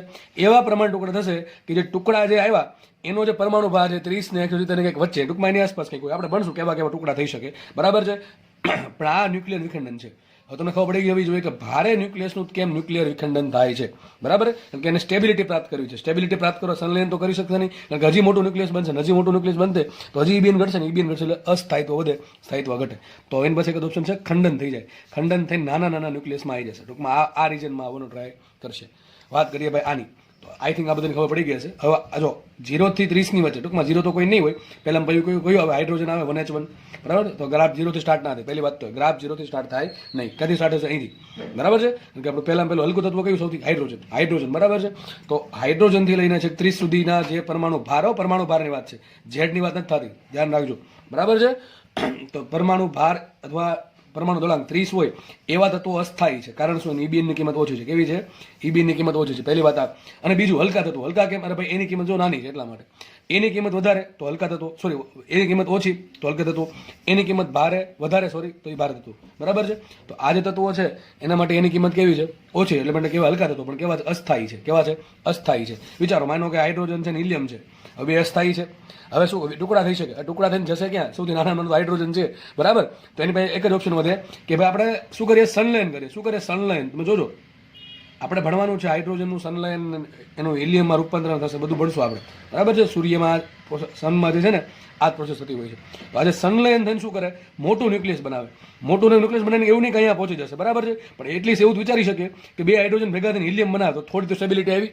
હાઇડ્રોજનની સ્ટેબિલિટી ઓછી છે, કારણ કે ઈબીની કિંમત ઓછી છે. એના કરતાં હિલિયમની સ્ટેબિલિટી વધારે છે. તો હાઇડ્રોજન એવું વિચારશે કે ભાઈ આપણે ફેરસ તો નહીં બની શકીએ, પણ આપણે એક કામ કરીએ, બે હાઇડ્રોજન ભેગા થઈને હિલિયમ તો બનાવી શકીએ કે ના બનાવી શકે. તો થોડીક તો સ્ટેબિલિટી આવશે અહીંયા જે કન્ડિશન કરતા, બરાબર છે? તો આ જે હલકા તત્વો છે એનું સંલયન થાય અને જે મોટા તત્વો છે એનું વિખંડન થાય. કારણ શું? કારણ મેં તમને કીધું, બરાબર છે? બેસ્ટ વેમાં તમને કારણ કીધું છે. હવે આપણને પ્રશ્ન થાય, સર આ જે આલેખ છે આપણે બધા તત્વો માટે શું કર્યું? ઈબીએન શોધ્યું, બરાબર છે? પછી એનો ઈબીએન વિરુદ્ધ એનો ગ્રાફ દોરો. તો આપણે સહજ રીત છે, કદાચ તમને ક્યુરિયોસિટી હોય, પ્રશ્ન થાય કે સર સૌથી વધુ સ્ટેબિલિટી કોની હશે, અથવા સૌથી વધુ ઈબીએન કોનું? તો ફેરસનું. ક્યાંથી આવ્યું? ભાઈ એનું બંધારણ જ એવું છે. આના માટે ડેલ્ટા એમ ફાઇન્ડ કરો, પછી એનું ઇન્ટુ શું કરો? 931 મેગા ઇલેક્ટ્રોન વોલ્ટ કરો, એટલે શું મળશે? ઈબી મળશે. ભાંગ્યા એ કરો, શું મળે? ઈબીએન મળે. તો યાદ રાખજો, ફેરસ, આજે બધા ન્યુક્લિયસનું આપણે આ ગ્રાફ દોરો, એમાં ફેરસ એવું છે કે આપણને ખબર છે એનો પરમાણુ ક્રમાંક 26 છે અને એના પરમાણુ દળાંક એ બરાબર 56 છે, બરાબર છે? તો ફેરસ માટે ઈબીએનની કિંમત સૌથી વધારે મળે. વિચારો કેટલી મળે છે? 8.8 મેગા ઇલેક્ટ્રોન ડિવાઇડેડ બાય પર ન્યુક્લિયન. ટૂંકમાં એક ન્યુક્લિયન દીઠ ફેરસ માટે કેટલી બંધન ઉર્જા હશે? ન્યુક્લિયન બંધન ઉર્જા 8.8 મેગા ઇલેક્ટ્રોન. યાદ રાખજો પૂછાય ભાઈ, એમસીક્યુ પૂછાય, ખાસ ગુજકેટમાં, બોર્ડમાં, ક્યારેક જીનીટમાં પણ, બરાબર છે? તો યાદ રાખજો સૌથી સ્ટેબલ, સૌથી તમને પ્રશ્ન પૂછે સૌથી વધારે સ્ટેબિલિટી કોની, તો ફેરસની. કારણ શું? એનું EBN ની કિંમત સૌથી વધારે છે. બાકીના કોઈ પણ ન્યુક્લિયસ માટે આટલી EBN મળતું નથી. તો બાકીના તત્વો માટે EBN કેટલું હશે? ન્યુક્લિયસ 8.8 કરતાં ઓછા હશે. પછી ફેરસથી નાના હોય કે ફેરસથી મોટા હોય, બરાબર, એની કિંમત પણ બધા દરેક માટે EBN ની કિંમત 8.8 થી ઓછી મળે છે. તો પ્રશ્ન પૂછાય સૌથી સ્ટેબલ ન્યુક્લિયસ કયું છે? તો ફેરસનું છે. કયું છે? ફેરસનું. આપણે ખબર છે કે પૃથ્વીમાં ભરીને પૃથ્વીના પેટ્રોલમાંથી આપણને આયરન ઓર જે મળે, બરાબર છે, શું કહેવાય, લોખંડની કાચી ધાતુ, બરાબર છે, આયરન ઓર મળે છે, એવું કેટલી બધી માત્રામાં મળે છે.